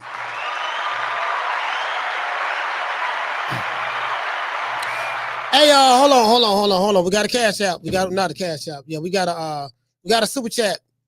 Shout out to, we have a sponsor. Shout out to LJ Wright. Hey, okay. For dropping that half for bam, hundo on your boy. Hey, Leroy. Super chat received. Playtime's over, boy. We have a sponsor, LJ Wright. He say just showing some love, coach. LJ, I appreciate you, fam. I really appreciate you. Let's hit LJ with the huggy bear. Down from the bar, there's a platform stage. People pimping, sharp as razor blades. Yeah. I think these young men and ladies need to understand there's no quick get rich shit. It ain't no fast way, fam. You're not going to hit your economic prime until you hit your 40s, late 40s or 40s, early 50s. The reason why is because, in order to learn life, you have to live life. And this planet has been on here for a long time, and there are certain rules and principles and universal laws that apply when it comes to everyday life. And if you don't understand, learn life, learn how things work, it's going to take time. So as long as you're living and breathing, there are certain things that you're going to learn over a period of time. Once you reach a certain age, you have been able to gather enough information in your lifetime, and then now you know what to do, what not to do. They call that experience or seasoned. You get what I'm saying? Hold on. I call that experience or season. Now you become more seasoned, and then you can refine what it is that you're trying to do. And then you understand, you know what? I got time. Let me work on this one thing. Let me focus on this one thing. Block out all distractions. When you're young, you're going to be distracted. You're going to be distracted. You're going to be chasing the girls. You're going to be chasing social media. You're going to be chasing this. You're going to be chasing that. You try to look good for the boys. I'm going to the club. I'm doing A, B, C, and D. If you haven't matured yet up here, you don't understand, like, this shit ain't a race. This shit a marathon, fam. It's gonna take you some time to get to that point. But do something today that's gonna make yourself. Do something in your 20s that's gonna make you in your 40s be happy. You're gonna be like, damn, I'm glad I did that shit 20 years ago or whatever. Caller, what's your name? You call it from? Hey, what it do? What it do, dog, pal? It's Freddie, man, from East Oakland. Freddie from Oakland, talk to me. Yes, sir. Hey, check it out. Hey, I just got a question for you. Don't you think the Hayman and the Norman fight could be like the main event? I mean, it's a stacked card, so I mean, I would love for it to be the main event, but it's not the main event, so I mean, it is what it is. Yeah, but I ain't gonna lie, the card is lit, so the card is gonna be jumping, man. I can't wait though. It's going down. I'm just excited about the fight, though, man. I'm so ready to feel it, fucking some good. But you have a great day, though, man. Take care, dog, pal. All right, shout out to Freddie.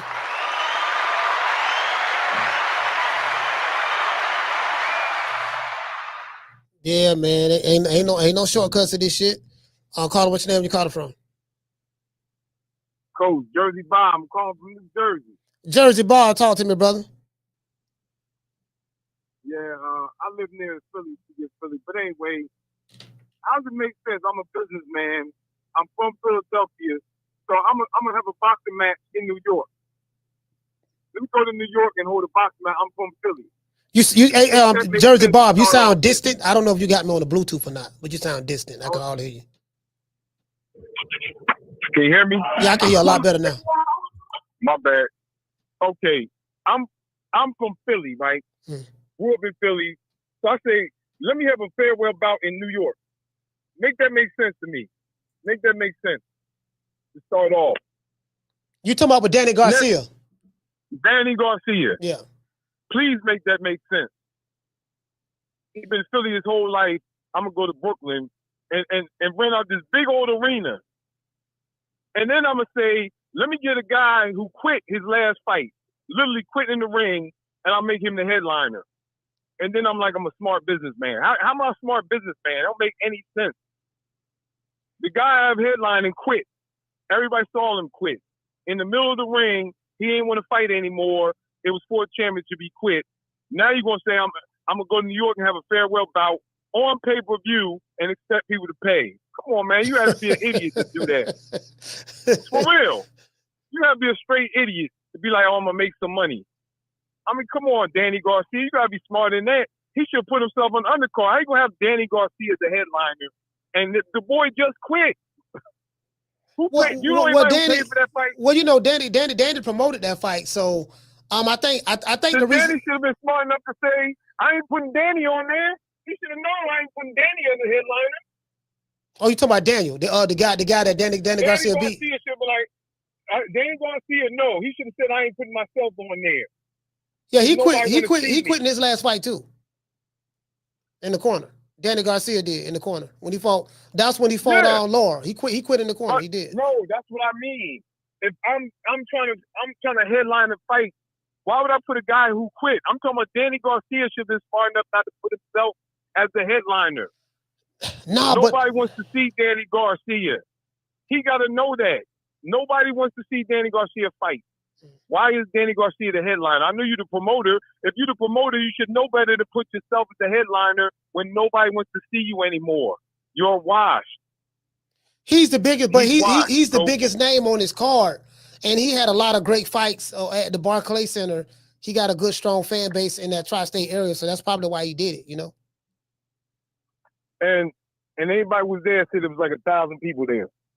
So how'd that work out for him? He should have did it in Philly. He should have did it in Philly, basically what you said. I mean, come on, man. These guys like, I'm a businessman. Then be smart and run your business the right way. Don't be stupid. Come on, man. Coach, that was smart of him to run that promotion in New York with him as the headliner in the big old Barclays. That was smart. I personally, I think he should have did it in Philly. I think he should have had his last fight in Philadelphia. That's what I said. But I don't know. You know, Danny chose the Barclays Center because he said it on the Breakfast Club. He said he chose it because he was trying to do a fight in Philly.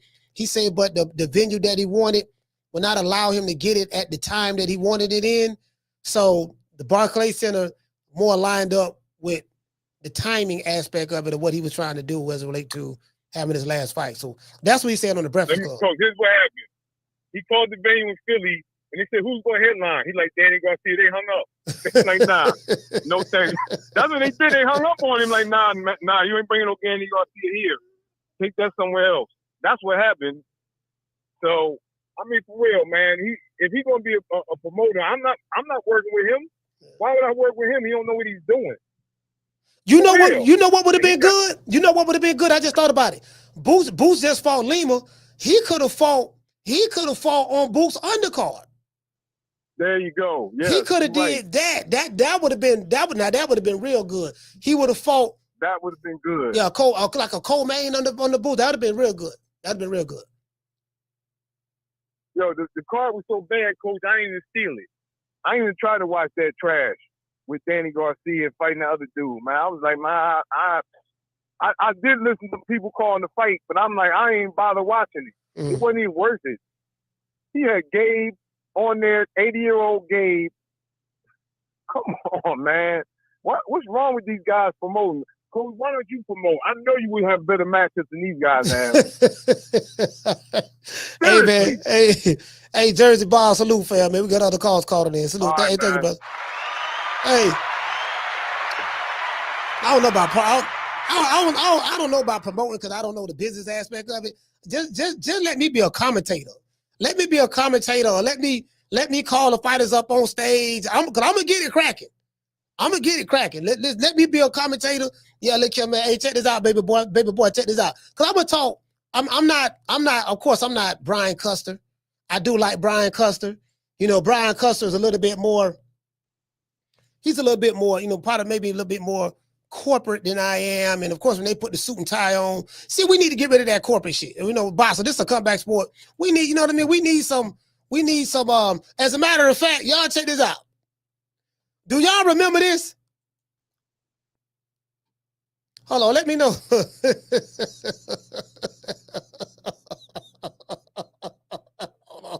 Hold on, wait a minute. Hold on, I want to ask y'all something. I want to ask y'all, do y'all remember this? I got something I want to show y'all. I remember them days. Hold on, the phone. Somebody hung the phone up. Hold on. I remember these days. Let's see where it's at. There you go. Listen, I remember these days. Do y'all remember these days right here? Let me know, do y'all remember these days right here? Let me see what's on. Pull that up right there. AB, about bills. Y'all remember these days? First of all, I gotta thank God. I gotta thank God, Jehovah. I gotta thank God, Jehovah, Buddha, Allah. I gotta thank all the gods. Jermell Charlo keep running in the man's face. Hey, you know I got to introduce because I'm a twin, so I got to introduce them. Hey, come on. Jermell and Jermell Charlo.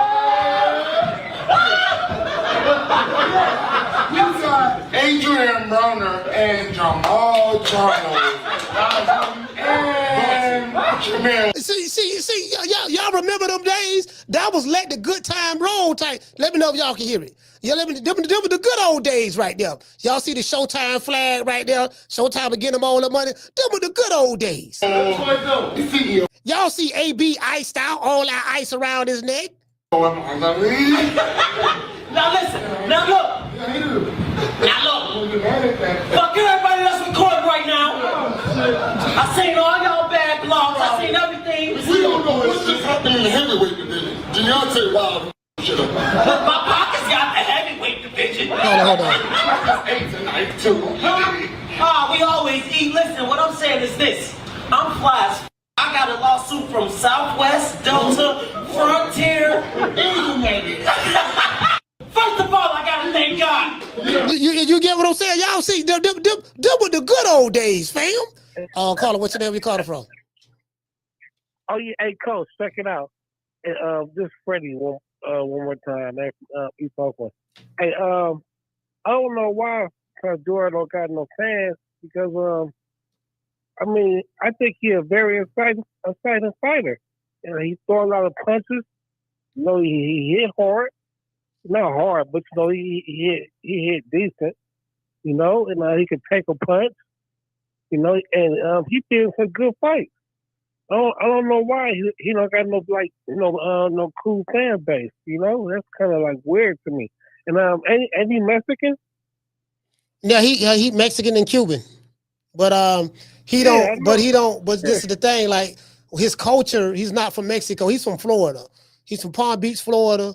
Him and Harrison Lubin is from I think Orlando or some of that show. But he's from Palm Beach, Florida. He don't claim Florida where he's from. You know, he don't identify. You know, he doesn't. He's more like a gringo because you know the Cubans don't identify with him and the Mexicans don't identify with him. You know what I mean? So it's kind of like you know he a man without an island. He's more American. He's just an American tall, lanky motherfucker. That's all that is.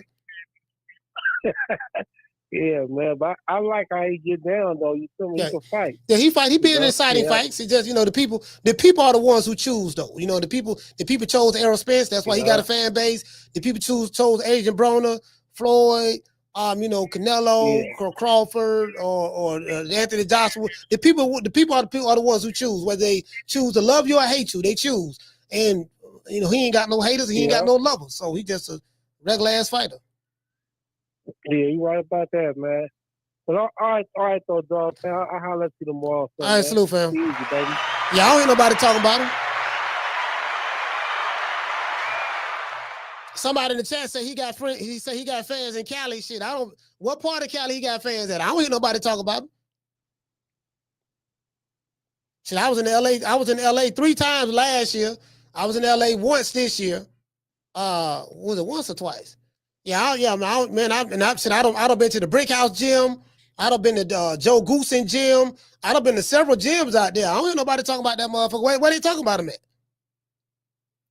Ain't nobody talking about him on social media no goddamn well. You get what I'm saying? So I go and I don't see the people talk about him on social media. I don't see them talk about him in Facebook groups. I'm not saying there's not a conversation that come up about him, but listen, I'm in boxing Facebook groups. I'm in boxing Reddit groups. I'm in again, bro. And then I'm on YouTube as well. So YouTube, Instagram, I'm just saying, bro.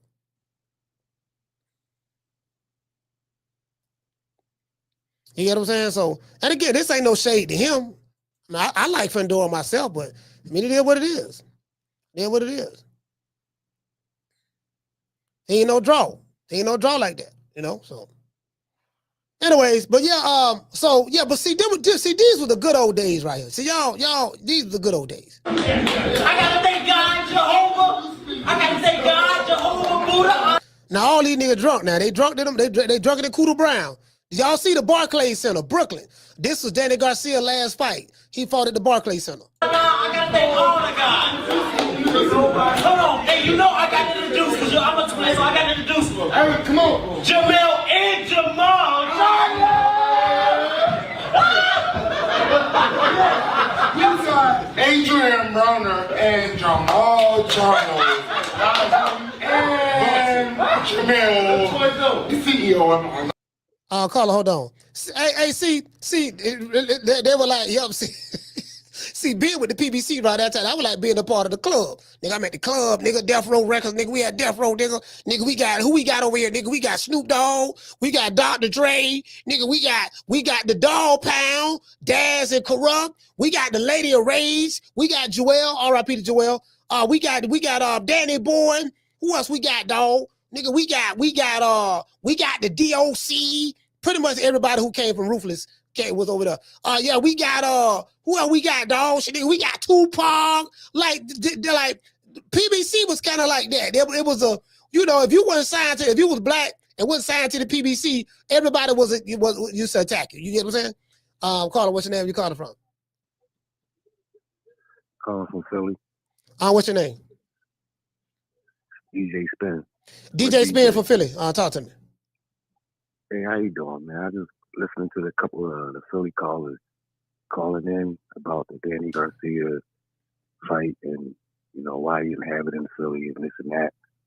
Well, I'm kind of glad he didn't have it in Philly because I stopped, really pushing behind Philly fighters because fighters like Bernard Hopkins and Danny Garcia, they're the ones who let the Joe Frazier gym get closed.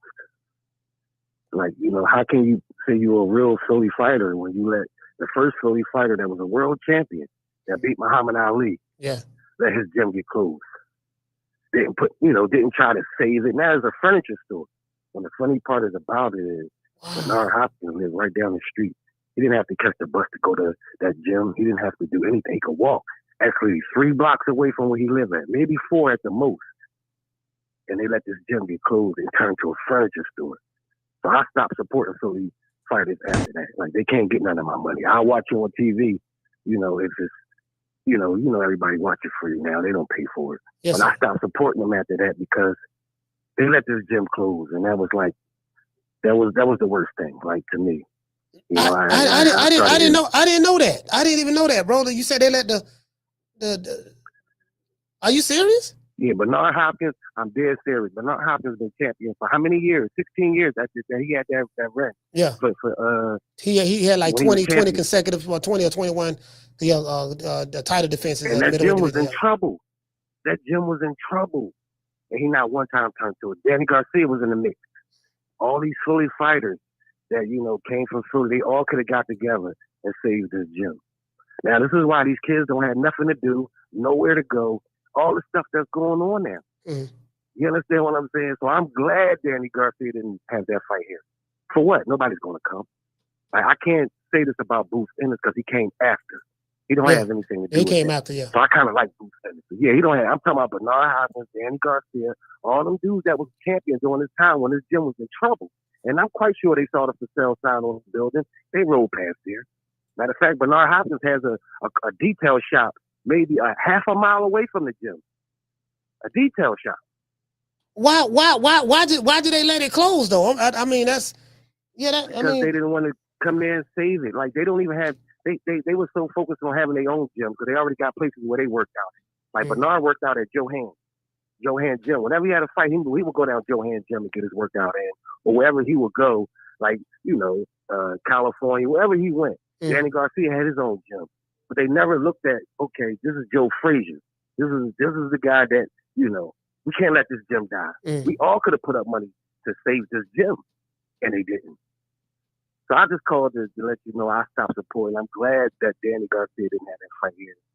I'm super glad. Let him stay in New York with his Puerto Rican friends over there or whatever, because they should not have, like, he have a barbershop maybe a half a mile away from his gym. Like, this gym sits on Broad Street. Like, just like this street is like Broadway in New York. Yes, sir. Like that's Broad Street in Philadelphia. Like, that's where all that happens. There's no way in hell they're supposed to let this gym close down. No way. DJ Spin, man, brother, I appreciate it. I didn't know that, man. Thank you for sharing that with everybody, man. I appreciate you, brother. All right. Thank you. Yes, sir. Yeah, I didn't know that. So that brother there. Hey, shout out to D-Town. D-Town, what's going on? That brother there, I see what he's saying. He's kind of saying, like, look, man, this is Joe Frazier, man. Now, Joe Frazier, truth be told, Joe Frazier is from Beaufort, South Carolina. I don't know if y'all knew that. That's where Joe Frazier was born at, Beaufort, South Carolina. I don't know what age it was when they moved to Philly. I really don't know what age it was, but Joe Frazier's pretty much a Philly fighter. I didn't know that. I didn't know that. So I see what he's saying. He's saying just from a symbol standpoint. This Joe Frazier, he kind of like, you know what I mean? Like, you had some bad dudes come out of Philly though. Joe Frazier, Benny Briscoe, Bobby Watts, you had some dudes, bro, listen, Philly known for having some tough ass fighters now. There's some tough niggas coming out of Philly, they coming out of Jersey, they coming out of New York, that whole tri-state area, them niggas throwing hands. Ohio, you got Ohio, the entire Ohio, they throwing hands out of Ohio, Michigan, they throwing hands. I'm just saying, like, up in that, you got the tri-state area, then you got some of the Midwest and all that stuff there. So yeah, I see where you're coming from. It's kind of like, it's emotional attachment. Like, how can you be a fighter and say you love the sport and you guys got money, y'all ain't saved? This the house that Joe Frazier built. I see what he's saying. You get what I'm saying? I kind of see what he's saying. They let it close, so it's kind of like they didn't give a damn about it. They didn't give an F about it. You get what I'm saying? So, hold on, let me do this. Let me see, because I know this dude is. Hold on, I'm pulling somebody's account up right now. Let me see. Yeah, I thought so. Yeah, I thought so. Thought you was a troll account. Anyways, Jamie, what's going on, fam? So I kind of see what he's saying. It's kind of like an emotional attachment. You get what I'm saying? I get what he's trying to say with that. So, but yet and still, Charlemagne asked Danny Garcia that why you didn't have a fight in Philly. Like, if I'm gonna have my last fight, if I was the boss, my last fight gonna be here in Tampa. I think Roy ended up fighting his last fight in Pensacola. I could be wrong, but you know, Russ started getting knocked out, getting put to sleep. I think he fought the mailman. The mailman almost beat him. Yeah, but I think Roy had his. I'm not sure, but I think he had his last fight at Pensacola. Like, yeah, I'm gonna do this for y'all. You know what I mean? That's the least I can do. Of course, he's nowhere near. He's nowhere near what he used to be. You know what I mean? But you know, so yeah, man, he's nowhere near what he used to be. But you know, you get what I'm saying? He went up in that motherfucker. He went up in that motherfucker, man. I think Roy, you know. Yeah, man, if I was a fighter, I'm gonna have my last fight gonna be right here in Tampa. And guess what? Guess what I'm gonna fight at? I'm gonna fight at the Armory. I'm gonna fight at the Armory right there on MacDill in West Tampa. That's what I'm fighting at. That'll be my last fight. Yeah, dog, it's gonna be the last fight, dog. Last one. Yeah, man, who you fighting? You got some tough competition? No, I got some dude I caught over there at the liquor store. You know, I bought him a 6-pack. Bought him a 6-pack of a slick smoke liquor bull. So I told him to drink about 4 of them before he come to the ring. So, you know, I got somebody in the back watching him. You know what I mean? Make sure you drink about 4 or 5 of them things. And you get what I'm saying? We, you know, guarantee victory. Guarantee victory. It's gonna be the last fight, dog. You know, I talked to my homeboy. Hobo saying, Hobo, what's up, baby? Well, what's up with you? Yeah, man. Look here, man. I got some money for you, man. Look here, man. This is my last fight, dog. You know what I mean? You know, I'm trying to end this thing on a high note. You get what I'm saying? Yeah, man. I got a couple $2 for you, dog. You know, I know you still drink bull? Yeah, I still drink bull. Yeah, I got you. Come on, man. Let's go to the liquor store, man. Shit. Well, yeah, man. I was thinking about, man, you getting the ring fight, man. You know what I mean? Now, you my homeboy. I know we homeboy, but I'm just saying, you know, just a little something. You know what I mean? You know, just put it on. We gonna put on for the city right quick. Put on for the city right quick. Hello, you know, I bought you a case. You bought me a case, yeah. You ain't got to worry about that. Look in there. Make sure you drink about 4 of them things. Right, like the day of the fight. Day of the fight. Make sure you drink about. Hey, Miss Scotty. I ain't fighting no competition. Old pussy ass nigga, what's going on, boy? I'm telling you, boy, I'm knock your fuck ass out, boy. Blow for blow, pound for pound, nigga. I got the title, nigga. I'm telling you, boy, for the knock one of you what kind of niggas out. Nigga, I got these hands, nigga. I'm throwing them paws at that nigga for knock your ass down again, nigga. Get your ass back up, nigga. Don't run, nigga. I'm telling you, boy, I want a hold of smoke. Nigga, I'm throwing them paws, nigga. I'm putting them hands on you, nigga. I told you what I'm gonna do to you, nigga. Catch you with the check left hook. Nigga, check left hook, nigga. I told you, boy, pound for pound, nigga. I'm the best. This more action than any Devin Haney fight. Put these paws on you, nigga. I told you, I got your back up, nigga. I got your back up. Nigga, watch that check left foot, knock your ass down again, nigga. I'm telling you, boy, it is what it is, nigga. I'm gonna make it do what it do. I'm telling you, boy, we ain't even playing over here, boy. Yeah, you get what I'm saying? I'm talking about Nick Sapp from up, man. I'm trying to tell you, man. I'm look here, but I caught somebody slipping. I saw him at the Piggly Wiggly parking lot. He was at the Piggly Wiggly parking lot arguing with his old lady. His old lady said something about they behind on the rent. So I already knew. I said he desperate. He needs some money. He behind on the rent, and he willing to do whatever it take in order to get some money up right now. Check this out, baby boy. I heard you going through some financial problems. Yeah, man, I'm going through financial problems. My old lady tripping, man. I'm finna leave her. No, don't leave her, baby boy. Don't leave her. I tell you what, I got a win-win situation for both of us. I got a business proposition for you. Yeah, what's that? You was just at the club last week, right? Yeah. You had got drunk with the boys, huh? Yeah, I be getting toe down, dog. Check this out, baby boy. I got a proposition for you. I got an opportunity for you to get paid and get drunk at the same time. True. Oh, yeah? Yeah, man. What you like? You like that hen dog, huh? Yeah, I like Hennessy now. Hennessy, I bought some Hennessy up. Okay, don't even worry about it, baby boy. I'm going to get you, listen. I'm going to get you a gallon of Hennessy. A gallon? Yeah, a whole gallon, dog. I'm going to get you a gallon of Hennessy. You know, you like Amazon? Yeah, I like Amazon. Check it out. It look like you good with your hand. You can throw some hands? Yeah, I can throw some hands. Yeah, check it out, fam. Listen, man, I got a fight coming up, right? I need an opponent. So I need you to fight me. Yeah, man, I don't know, man. I can throw hands. I'm going to whoop your ass. I say, look, don't worry about it. I'm going to pay you to whoop my ass. You're going to get drunk and you're going to get paid. And matter of fact, I got about a $75 Amazon gift card right here. Get that to your old lady. Let her know. Just get that to your old lady. You get what I'm saying? But how much else I'm going to get paid? How much your rent is? Shit, my rent about $1,500. I tell you what. This is what we're going to do. Take that $75. You get what I'm saying? $75 Amazon gift card. I got $50 cash right now. Cash money. All ones. 50 ones, right? $75 gift card, 51. That's $125, right? You could get the rest of the money on the back end. Back end, what that is? What are we gonna do? We're gonna sell some tickets. We're doing the fight at the Armory. We're gonna sell some tickets.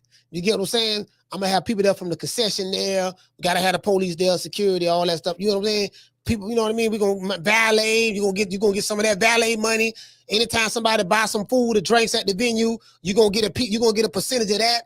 You know, when people pay to get in to come see us fight, you're gonna get a percentage of that. That's back end. That means you're gonna get it later.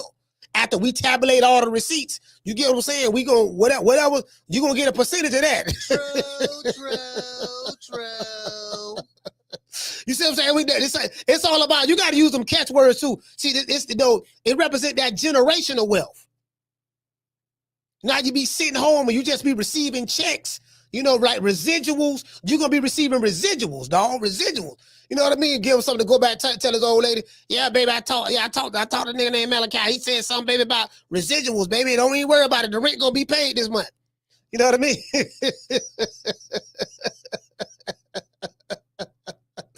Hey, man. Hey, you get what I'm saying? Hey, Willie, what you say? He said, look here, baby boy. I got a 64 ounce of Mickey's in a pack and a pack of cool 100s. Yeah, I got a pack of cool 100s, dog. Benson and Hedges. Y'all, hey, Miss Connie, you remember them cigarettes back in the day? Benson and Hedges, menthol. They had menthols and menthol lights. Benson and Hedges. These jitterbugs don't know nothing about that. That's some old school. That was that old school cigarette right there. Benson and Hedges, Cools, had a pack of Cools. Yep. Camels. The white people used to smoke Camels. White people used to smoke Camels back in my day. I remember that. They smoked Camels. You know, the black people smoke Benson and Hedges and Cools. You know what I mean? We get them up, baby. You get a motherfucker got that pack. Hey, check this out. You get a motherfucker got that pack. But they gonna do it like that there. And when you see them got that pack of cool, okay, sure, you know what I mean? I always wonder, like, why they be hitting it? Why? Cause I ain't never smoked cigarettes. I be like, why they be hitting it like that? But yeah, you know what I'm talking about, boy. No, I'm talking about shit, nigga. I'm around this motherfucker. Nigga got the motherfucker. Hey, this one you know what you know old school motherfucker. When motherfucker smoke and he got that cigarette hanging like on the edge of his lip, and that bitch look like it's finna fall. That bitch be like, Mother like, yeah, well, the motherfucker on the edge of his lip, I'm like, that bitch finna fall. That bitch, the motherfucker have a whole conversation with you, 20-minute conversation. That motherfucker cigarette ain't fail at all. All right, yeah, well,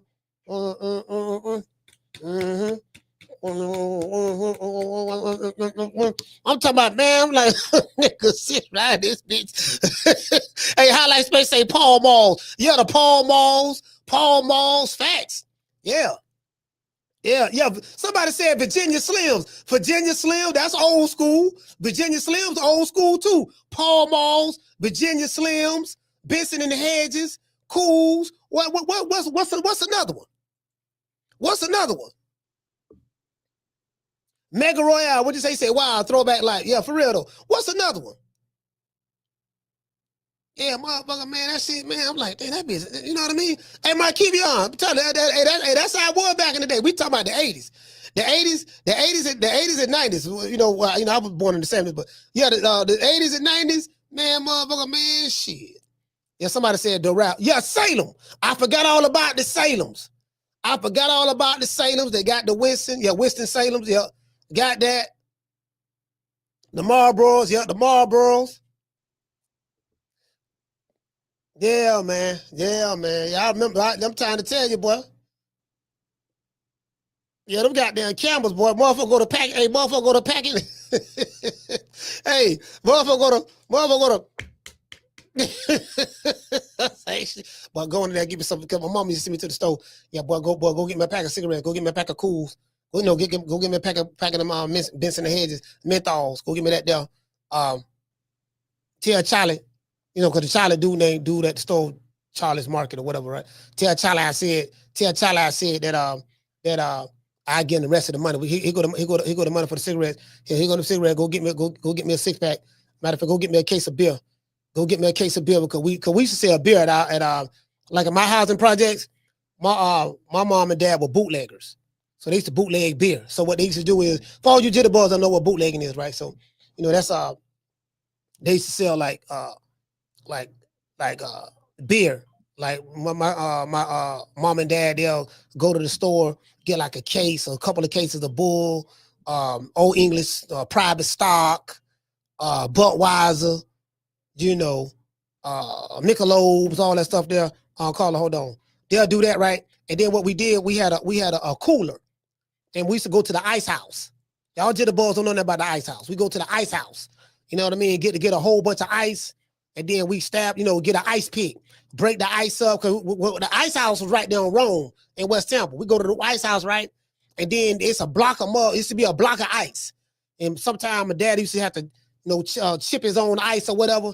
We take it back to the crib and we put the beer in the cooler with the ice on it, right? Our beers is ice cold. So sometimes didn't nobody want to go to the store because the store may be closed or whatever. You come by our house, you get a nice cold beer. True. Yeah. Y'all jitterbug. See, y'all know nothing about that, man. Mickey's, they sell Mickey's too. Carter, what's your name? You called from? Big John Doe, what up, Doe? Hey, Big John, talk to me. Hey, so seems like what we got going on with these PBC fighters is yesterday's price is no longer today's price, but in the opposite way. They're not worth what they once were worth. They're not able to get that. They're not going to be able to get that big money from these new promotional companies no more because there ain't none of that money from Wale reading them. So they're gonna have to fight each other, man, for the low. I feel like Spence and Charlo maybe should fight each other, or Charlo should fight Boots, but they ain't gonna get no big fight right off the bat, man. I don't think. Yeah, they could continue to fight each other, make the in-house fights with Al Hayman, but I think the problem is they probably want a certain amount of money, and again, yesterday's price is not today's price. And it's like the money ain't there because the money was coming from the networks. It was coming from Showtime. But now that the network is not involved, all of the networks in America are pretty much backed out of boxing. One came back in the game, Paramount, which owned Showtime, but they did a deal with TKO. So it's like, you get what I'm saying? So yeah, I just think the money ain't there. The type of money that I think Spence want to come back and Jermell Charlo is not there on their side of the street. So they got to try to figure something else out, Yeah, that's my call. All right, salute, fam. Yeah, I think that's what they're going to have to do. Just try to, Yeah, that brown, hey, what you say? Bishop Bull, we can say that. Yeah, that brown paper bag. Yeah, you got that brown paper bag. Yeah, that brown paper bag, the truth.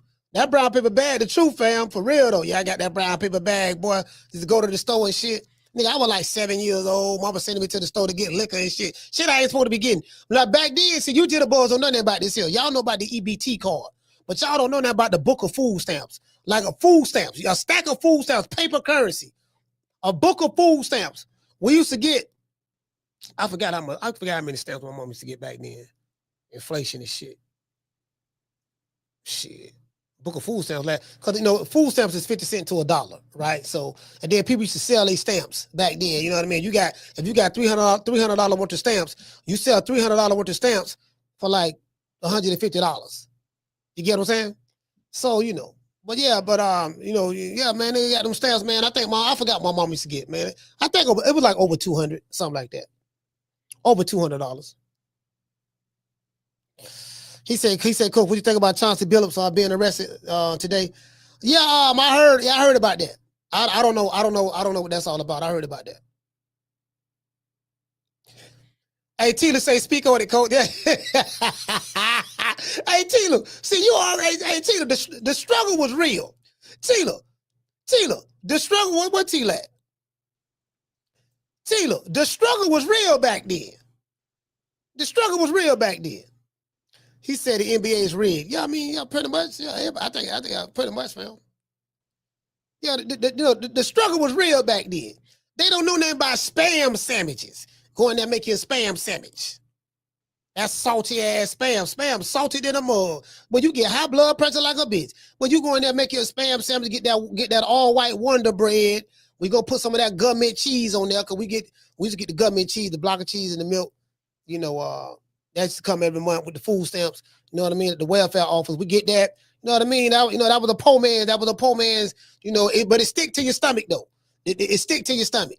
They don't know nothing about that. You got to get there, cut that cheese, put that spam on that spice ass spam. Go get you some Hellman's mayonnaise, or I like the not the Hellman's. I like the sweet mayonnaise, the Cool Whip. I like the Cool Whip mayonnaise. I got the Cool Whip mayonnaise. You get what I'm saying? Put that on there like that there. You got that thick ass cheddar cheese. You don't slice that, put it on there. You get what I'm saying? Eat that shit. Eat that shit. That shit. It stick with you. It stick with you all day. Hey, what did it say? Big Mason. He said with the mustard. Hey, Mason, with the mustard. Facts with the mustard. Oh yeah. He said the powder milk. Oh my God, bro. Boy, you brought back some memories, fam. The powder milk. Oh, you know what? Hey, let's look that up. See these jitterbug boys, they don't understand. They think they got it bad. They got it good, dog. They sit there, what these jitterbug boys complaining about? What these jitterbug boys complaining? Man, hold on. Let's look up the powder. Let's look up the powdered milk. Hold on. They don't know nothing about that, fam. What they know about that? Powdered milk. Hold on. Nigga sitting there complaining and shit. Nigga, what you complaining for? Oh, that was that Carnations. That was that Carnation. Hold on. Oh, that's that instant dry milk. Matter of fact, hold on. Here we go right. I'm pulling it up right now.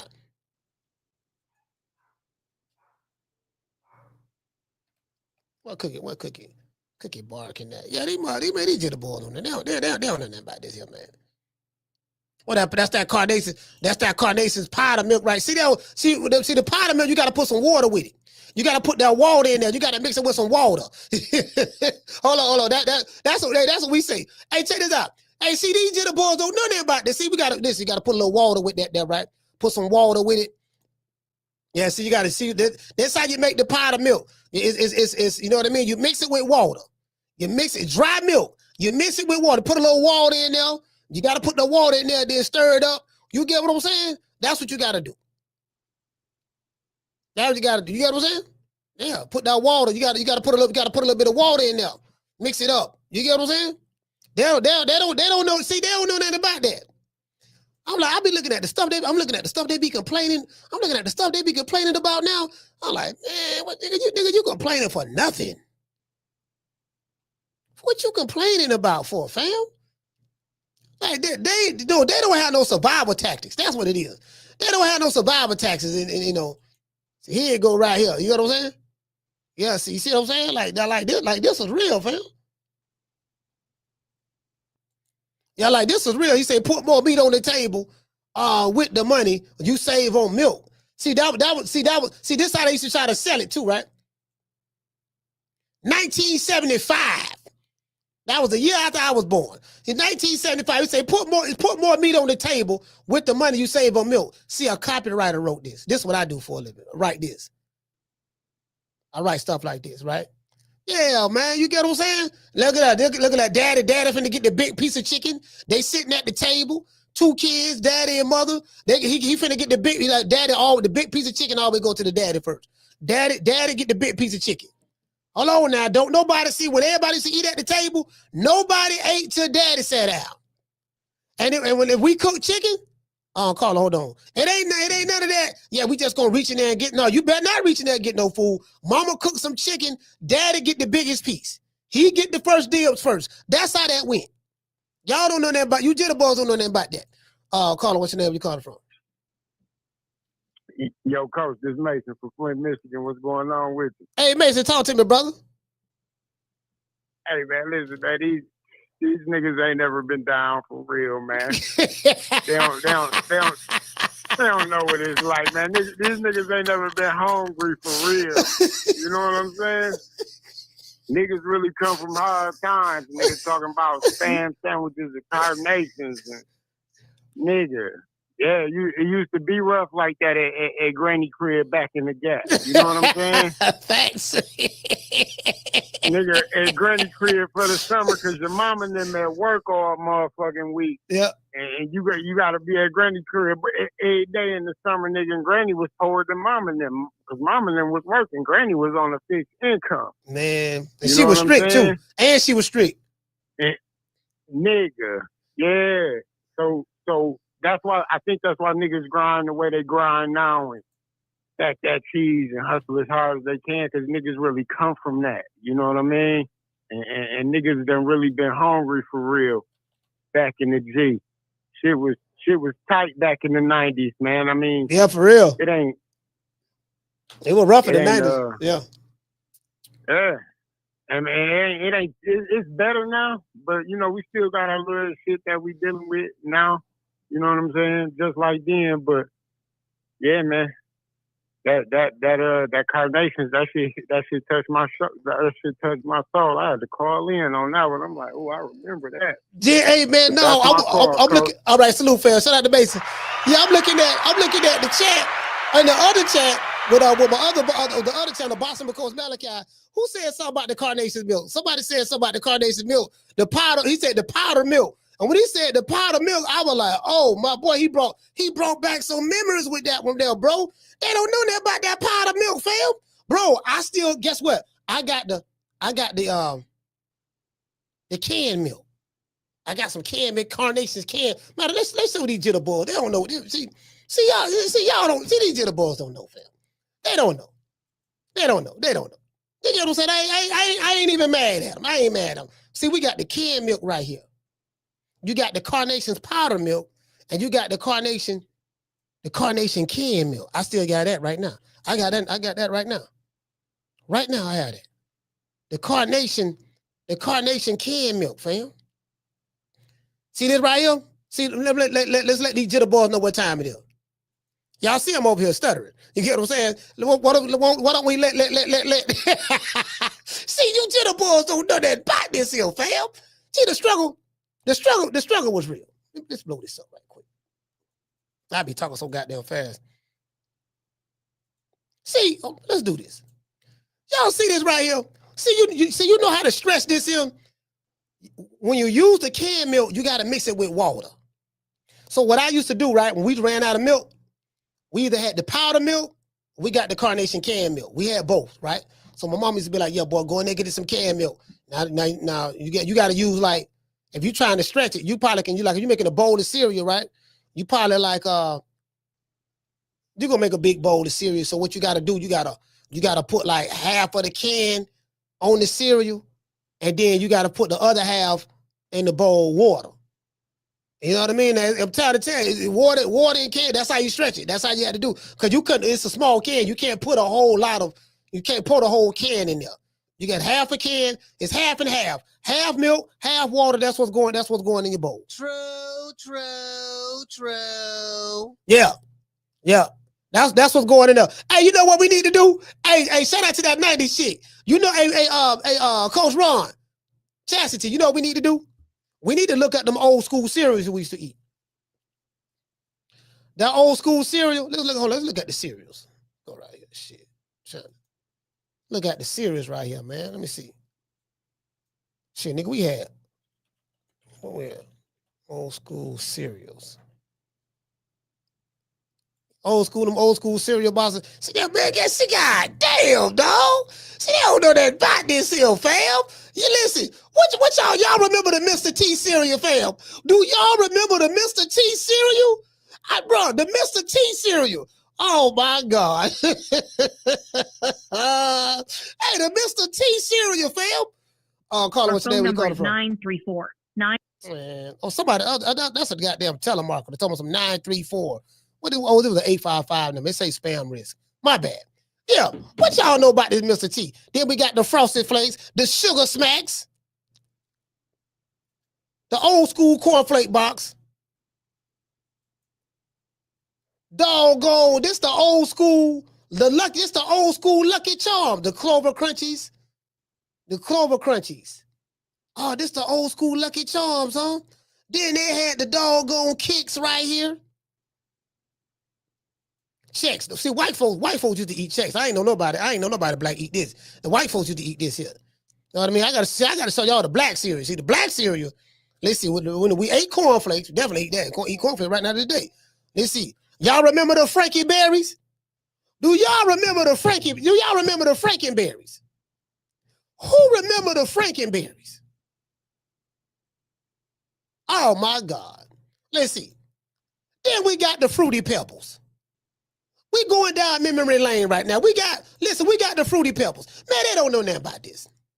Hey, look here. Hey, hey, they don't know that. What they know about the Fruity Pebbles? Hey, Ham, what they know about the Fruity Pebbles, fam? Hey, man. Hey, okay, let's go over here. Let's see what else we got. So I remember all this. We got, hold on. Bro, y'all check this out. Hold on, I'm finna pull it up right now.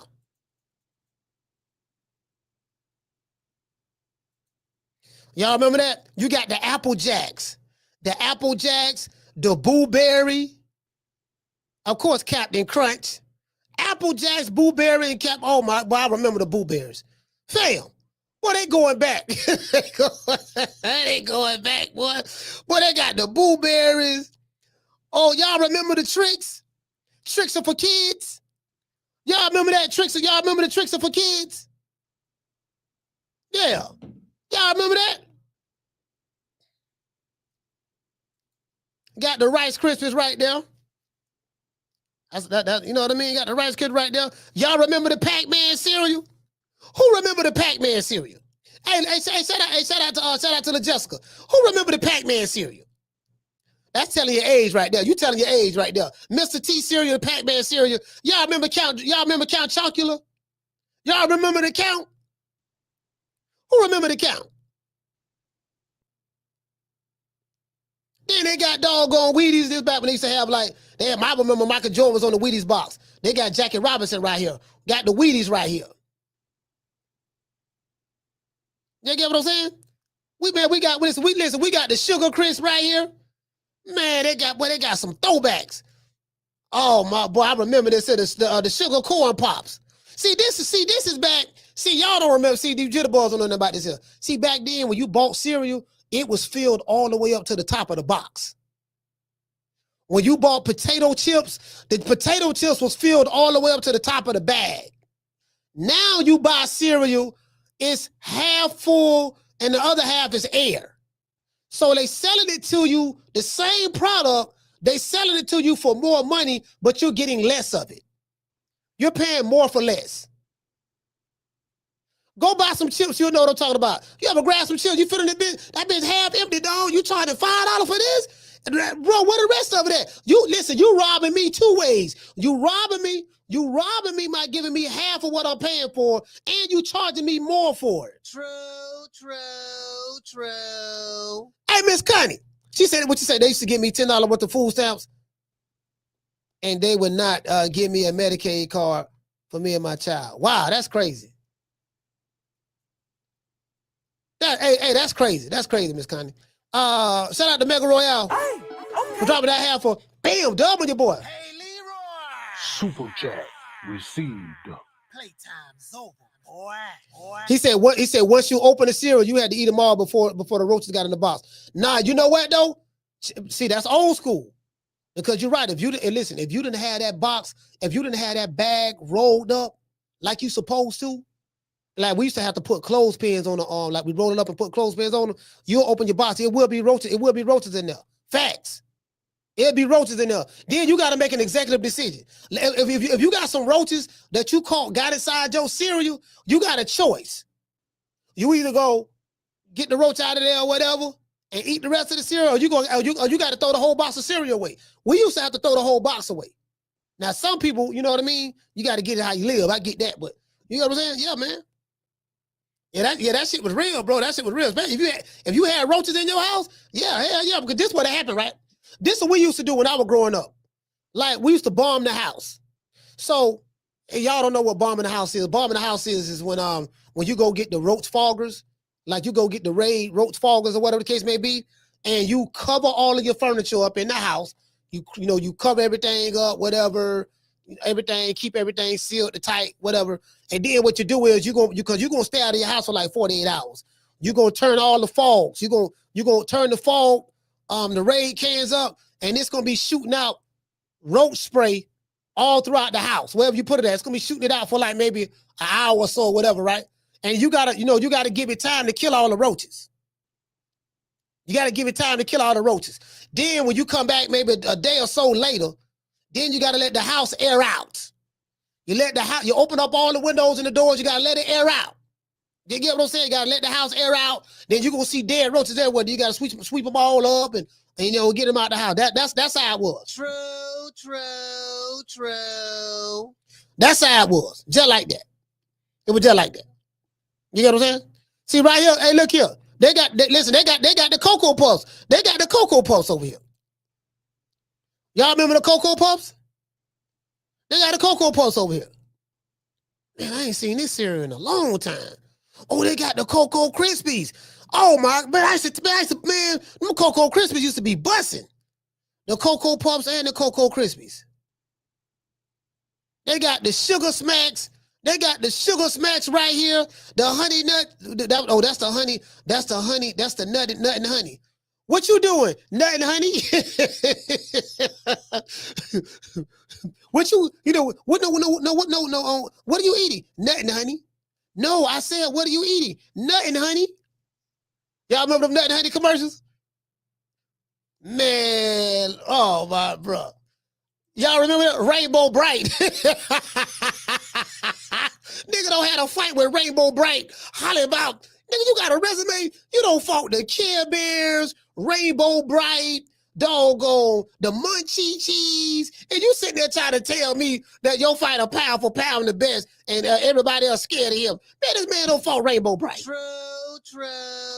Nigga don't fought the Care Bears, the Care Bears. Let's look at the Care Bears. Let's look at the Care. Sharing is caring. That shit. The Care Bears. Yeah, you don't fault. Yeah, you don't fail. Your fighter don't fault the Care Bears. You don't fault all the Care Bears. This right here, the purple one. Your fighter don't fault that. You don't fault the Care Bears, Rainbow Bright. What the other one is? Teddy Ruxpin. Yeah, man, nigga don't fault. Your fighter, man, look, listen. Your fighter don't fault the Care Bears. He don't fault all these dudes in the line, all the Care Bears right here. You try to tell me this man the killer. Hey, Mason, he tried to tell me his fight. Fam, you do know the nigga fighting the Care Bears. Man got a resume for the Care Bears, fam. Hold on, what's the we got the Care Bears, Rainbow Bright. What the other one is? What the one with the when they had the unicorns in it? Care Bears. That was Rainbow Bright. Yeah, I think was that Rainbow Bright? What the one with the unicorn? They had the cartoons come on with the unicorn. Yeah, man, nigga around this bitch. Nigga don't fault the Munchie Cheese. Around this motherfucker hollering about your fighter, damn kid. Yeah, my nigga, my fighter. Nigga, my fighter, yeah, nigga, my fighter. Yeah, man, see what I'm saying? Nigga, your fighter. Hey, check this out. Your fighter don't fault the Munchie Cheese. Hey, look how cute them cheeks is. Yo, you got them cute little cheeks. You got them little cute little cheeks. This who your fighter fighting for. Your fighter fighting Munchie Cheese, the Care Bears, Rainbow Bright, and you trying to tell me this man the killer. True. No, man, no, I can't go for that, bro. I ain't going for that. You trying to tell me sharing is caring? They used to say on that shit. Yeah, My Little Pony. Yeah, My Little Pony. Don't fault. He don't fault My Little Pony. He can ride this bitch talking about he want to squab. And yeah, nigga. Yeah, you saw my body did. You saw what he did to the ponies. You saw what he did. You saw what he did to My Little Ponies. What you think he'll do to Canelo? You get what I'm saying? My Little Ponies. Check this out. This man fighting My Little Ponies, the Munchie Cheese, the Care Bears, Rainbow Bright. But you trying to tell me he's a killer? To this day. Man got a resume. This who your fighter fighting. Somebody said the Cabbage Patch Kids. The Cabbage Patch Kids.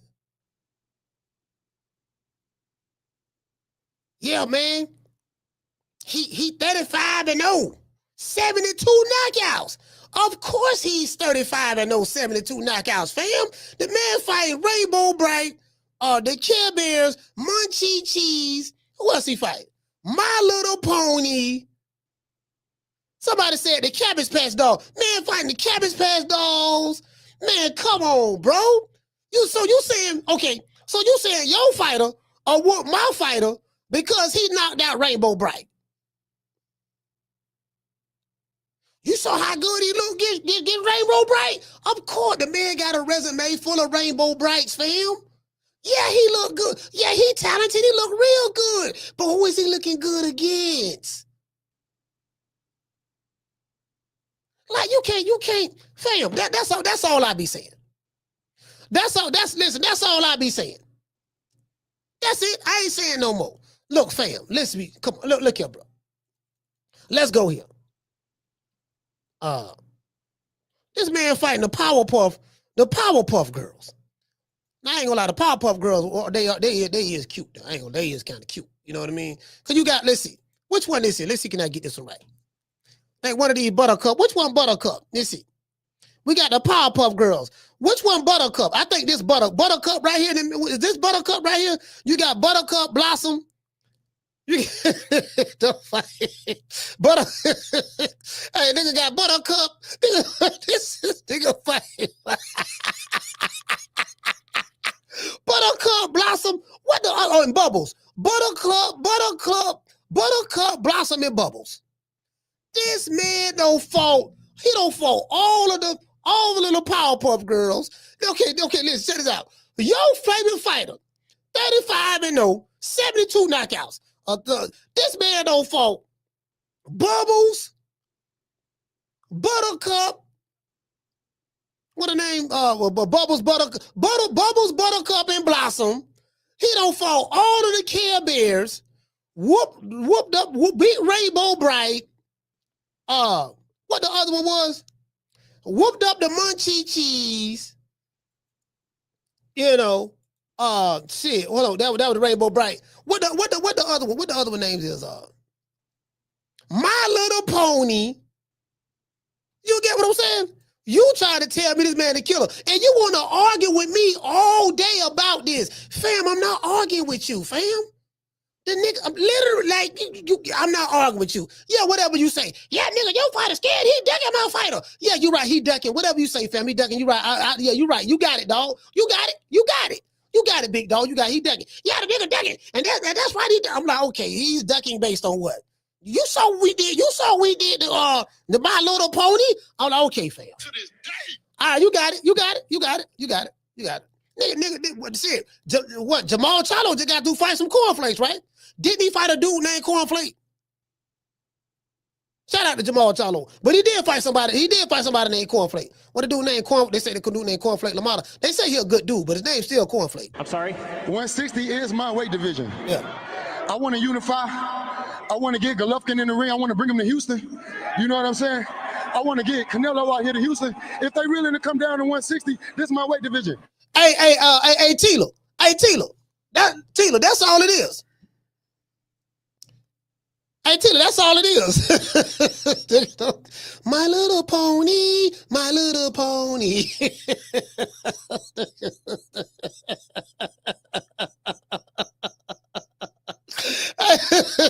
Hey, shout out to Jamie. Hey, Jamie, My Little Pony, My Little Pony. And then got that what the Care Bears was. You know, sharing is caring.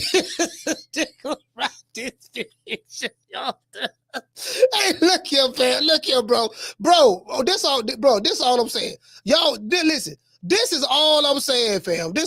Hey, check this out. Hey, this all I'm saying.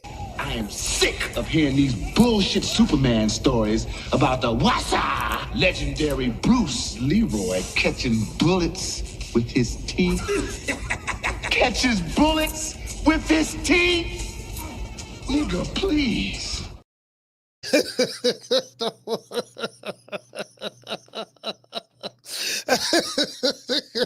This bitch.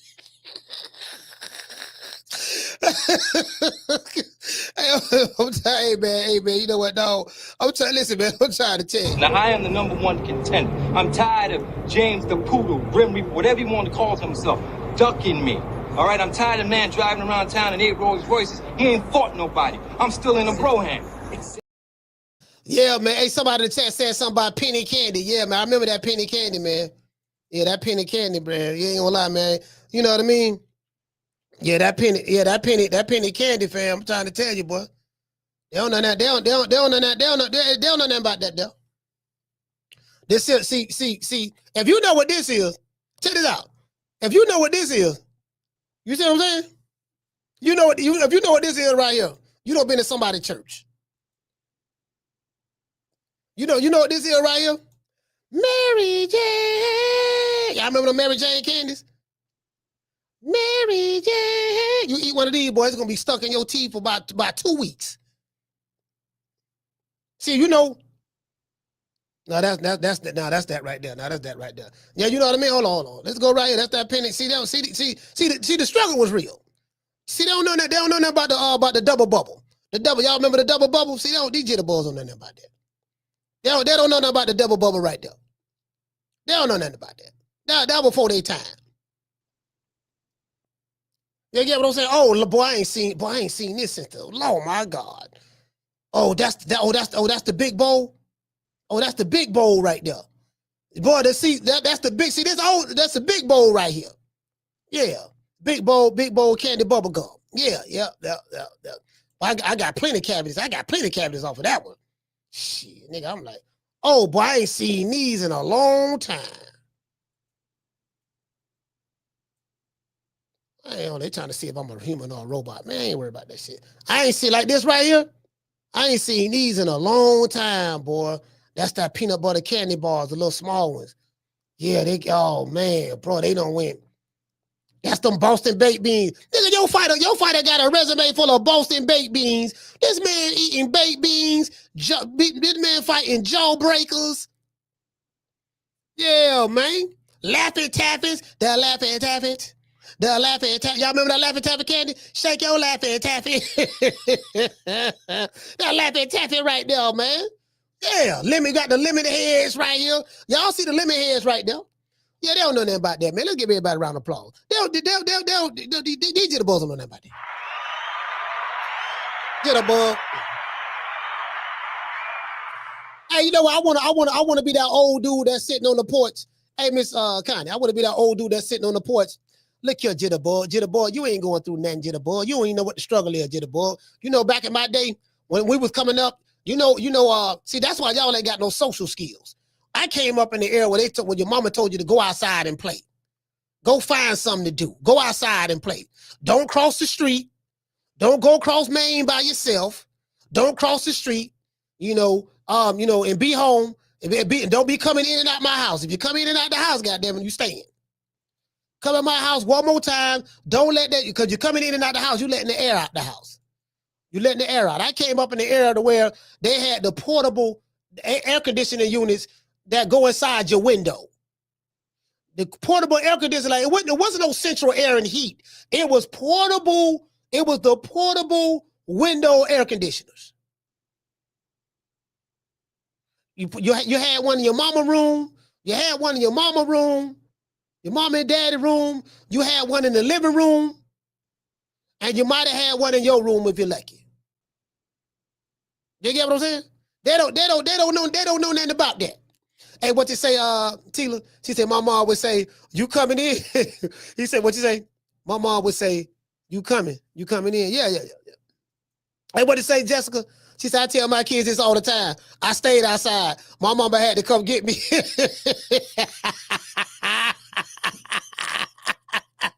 Hey, listen. Hey, check this out. You listen, all day. You gonna be outside all day now. You get thirsty. We drinking water. There was a water hose. That was on the side of the building. You can turn the water on and drink water out the water hose. Yeah, see that they don't know nothing about that. This why they don't have any social skills. The kids don't have social skills right now because they don't go outside. They don't go outside. You get what I'm saying? Y'all go outside and play. But I think kind of today we kind of like a lot more protective of our kids now because it's different. It's different. You know, it's kind of different now. The truth be told, it is kind of different. But yeah, like the kids, we had social skills. Everybody gonna look out for everybody. Ain't nothing gonna happen Cause it's a whole bunch of us kids out here. Ain't nothing gonna happen. Like you gotta be creative, fam. You gotta be creative. We know, okay, hold on. You can come in and get some lunch. Go come on, boy. I made you a spam sandwich. Come on over here and get some of this spam sandwich. You go get you a juicy juice. Hold on. See, these jitterbugs don't know what a juicy juice. Let's look up the juicy juice. Yeah, see, I don't think they know what a juicy juice is. See, this a juicy juice. For anybody else a jitterbug or don't know. See, this is a juicy juice. See, this is a juicy juice right here. So when I said you sitting around eating up all the churn cereal, drinking all the churn milk, eating up all the sugar, drinking all the churn juicy juices, while playing video games all day, while smoking on a Nick Sack or Reggie, this is what I'm talking about. This is a juicy juice. True. Oh, we also had the Capri Suns too. Capri Suns is juicy juices. Capri Suns it could be considered juicy juice. We got the Kool-Aid juice right here. You get what I'm saying? We got that right there. We got the juicy juice. The name of it is called juicy juice. Y'all see that? It's actually called juicy juice. They don't know nothing about that. The struggle was real. They got them right here too. Juicy juice right here. Y'all see that? Y'all see the juicy juice. Jitterbug, what you crying for, Jitterbug? Stop crying all the time. You ain't been through nothing. You ain't been through nothing yet, Jitterbug. You get what I'm saying?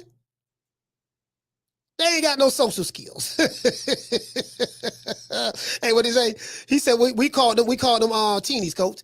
Yeah, teeny, whatever you call them, it's the same thing. It was the same thing. Whatever you call them, everywhere you go, they call them different. But but when I say it, that's what I'm talking about. That's who you arguing with online. That's who you arguing with online. Somebody want to argue with you, yell and scream, typing all caps all day. Fam, you can type in all caps all you want, sir. I don't care. It is what it is, man. I want to dedicate this show to the hood. I want to thank the whole hood who came out here. I love y'all. I did this for the hood. Y'all know I beat that boy. Yes, sir. It is what it is, man. Tighten up.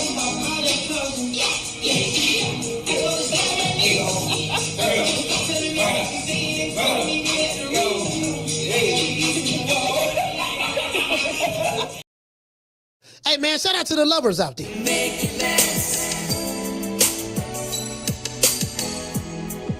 Make it last forever. Don't let our love be.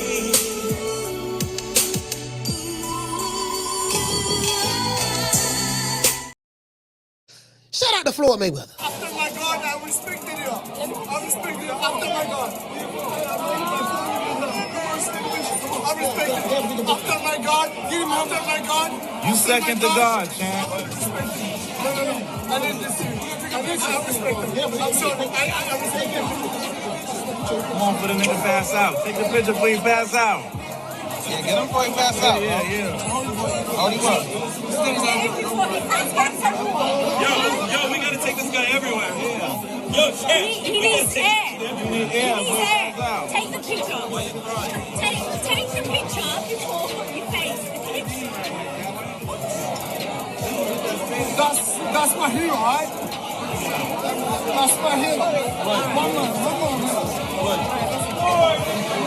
It takes a lot to take a lot to do. Alright, why you pushing? Don't worry about it. Come on, I got you, alright? Hey, that meant a lot to him. Said, no, nigga about to cry. Nigga broke down, cried. That's my hero. That's my hero, all right? That's my hero. Man broke down, cried, got on his knees, and guess what? Floyd, at that moment in time, Floyd knew, yeah, I got him wrapped around my finger. He looked at the girl. He said, these are things I do. You want to hang around the money team? Yes, Floyd, you're my hero. I'll do anything for you. You do anything, huh? Yeah, I do anything. I promise I'll do anything. Do that move again. Let me see you do that move again that you did when I met you outside. What move? You know that move you did? You mean this? Then you fell out on his knees. I like that. You're real flexible. You know what I mean? Are you willing to do whatever it takes to be a part of the money team? I'm willing to do whatever it takes. I'm willing to do whatever it takes. All right, cool. I tell you what, Rob, security. Yeah. Y'all go outside. Watch for a minute. let me what's your name is? Akbar? Yeah, my name is Akbar. Okay, yeah, Akbar. Yeah, let me and Akbar talk a little bit. Akbar, check this out. So you wanted to do anything, right? Yeah. See that move again on your knees? Bam, okay, cool. Now do you notice something? You right, your head was right by my waist. You notice that? Were you prepared to do what I think he was finna do? Even in front of the ladies? After my God, I respected you. True. Next thing you know, Floyd and Akbar came out the room together. Floyd smiling, Akbar smiling.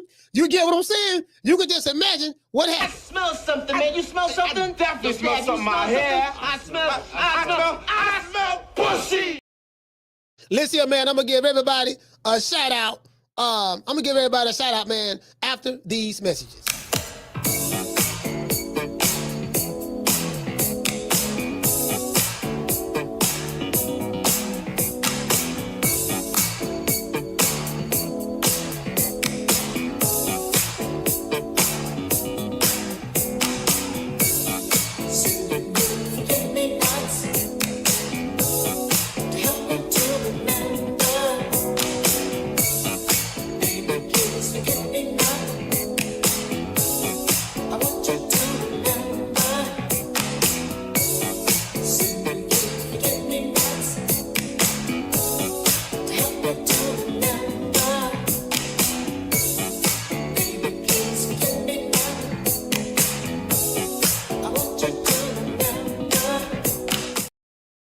Yeah, man. Shout out to our sponsor, man. Shout out to LJ Wright. Hey, okay. Shout out to Mega Royale. Hey, okay. Green Eyes P. Hey, okay. Shout out to Deal 87. Hey, okay. Oh, hold on. Shout out to our sponsor for today. We got two sponsors. Cause we got one. Somebody sent the hold on. Shout out to Freddie. Hey, okay. Freddie dropped that quarter of a dub Cash App.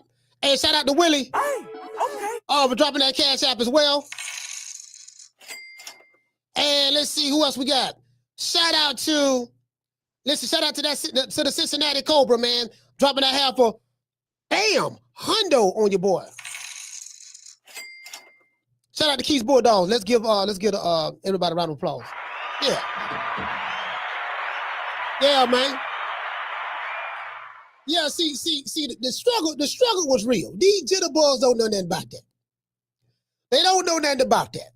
They don't know nothing about that, man. Like, you get what I'm saying? It's they don't see, we knew we had survival tactics growing up back then too. These kids don't know how to survive no more. Like, man, I know things have changed. It's a lot tougher. It is too, but I'm just saying, things are a lot easier as well for these jitterbugs. See, they don't know nothing about when you had to they don't know how to find somebody's address without GPS. We came up in the area where what your address is, and we knew how to find your address without GPS.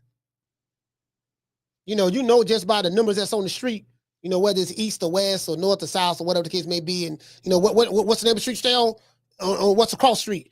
On 32nd and 4th, okay, cool. I'm gonna come over to 32nd and 4th. Oh, you in Liberty City, or were you in just based on where they live at, what part of the city or neighborhood they live in, and okay, how to find that street somehow. So they're gonna tell, okay, now you got to go down Buffalo, or you got to go down Martin Luther King. You go down Martin Luther King till you get the Bush, and then when you get the Bush, you're gonna make that right there. It's a gas station. You're going to go down Martin Luther King and then make the right on Bush going towards, because you got to know the landmarks, going towards Busch Gardens. It's between, matter of fact, yeah, it's between, no, it's like, you're going to go down Bush Boulevard and you're going to make that right. You're going to go down Bush Boulevard and you're going to make that right on 56th Street. You're going to go down Bush. On the corner of 56 and Bush, you're going to make that right. You see what I'm saying? You're going to make the right there. It's between It's between Bush guards. Now, Bush guards, you're going to pass Bush guards. You passing Bush guards now. Bush guards going to be to your left. So you know based on how they're giving the instructions, okay, if a Bush guard to the left, I'm going to be coming from that one end. I'm going to be coming from the north. I'm going to be coming from the Nebraska end all the way down to this end. Okay, so it's going to be on my left. All right, cool. So you know what I'm saying? Like these to the boys, they don't know. True. They don't know. True. The landmarks, they don't know, fam. They don't know. You get what I'm saying? Without GPS, boy, you know what I mean? But I listen, I can find somebody's address right now without GPS. What your address is? Okay, cool. Matter of fact, let me go look in the phone book. Okay, damn, phone book. Like me, I can read a map. I can even read a map. I can read a map right now because I used to drive trucks. So I can read a map. You know what I mean? So yeah, I'm gonna find you. I'm gonna find you, fam. Just tell me where it's at. I don't need, you know what I mean? Now, of course, I am thankful for UPS. UPS make things a lot easier. I mean, not UPS, GPS. My bad. GPS. I keep saying UPS. GPS make things a lot easier. But you get what y'all get what I'm trying to say. Anyway, shout out to Miss Connie. Okay. Summer in November. Okay. Shout out to Highlight Space. Okay. Bishop Bullwinkle. Okay. Shout out to Mika Lovell. Okay. Hollow Davis. Okay. Shout out to my main man, Schoolo X-Man. Okay. Tila. Okay. Shout out to Daniel. Okay. Who else we got? Hey, Benny Bronco, what's going on, fam? Okay. He said, what he say? If you go here, you went too far. Now you see, Mister. Now you see a green truck. If you see a green truck that with a flat tire, you went too far down. Turn back around. Like you went too far. If you in the green truck, you went too far. And guess what? You didn't have no cell phone. You had to figure that shit out. True. You might have to stop at a payphone. Okay, right now I'm on the corner of such and such. Where you at? Okay, that's where you at. Oh, you at the market store right down the street. Okay, now get back in the car, drive down about another block. Make that right on Woodlawn. You're going to make a right on Woodlawn. Then you're going to see 22nd Avenue that's right down the street from Woodlawn. That's going to be on your left. Once you get to 22nd Avenue, make that left at the stop sign on 22nd Avenue. I'm in a green and gold house with some Daytons. You get what I'm saying? You're going to see Man, Ray, Pookie, John, them. They're going to be shooting dice on the front porch. And so if you see a bunch of dudes out there, that's where I live at. True. Yeah. True. See, those were the instructions back then. Hey, shout out to Miss Black Panther. Okay. Hey, shout out to same old T. Okay. Hey, shout out to Jamie. Okay. Who else we got in the building, man? Shaw Cool Hands. Okay. The lovely Miss Connie. Okay. Mr. Ham in the building. Okay. Mega Royale. Okay. Postman Salute. Okay. Schoolo. Okay. Shout out to Keys Bulldogs. Okay. Hey, Keys, Keys, they don't know nothing about that. Turn left at the mango tree. Yeah, see the mango tree. See, hey, shout out to Tina. What she say? She say, and how many of them no cursive writing? You know what? They don't teach cursive writing anymore in school.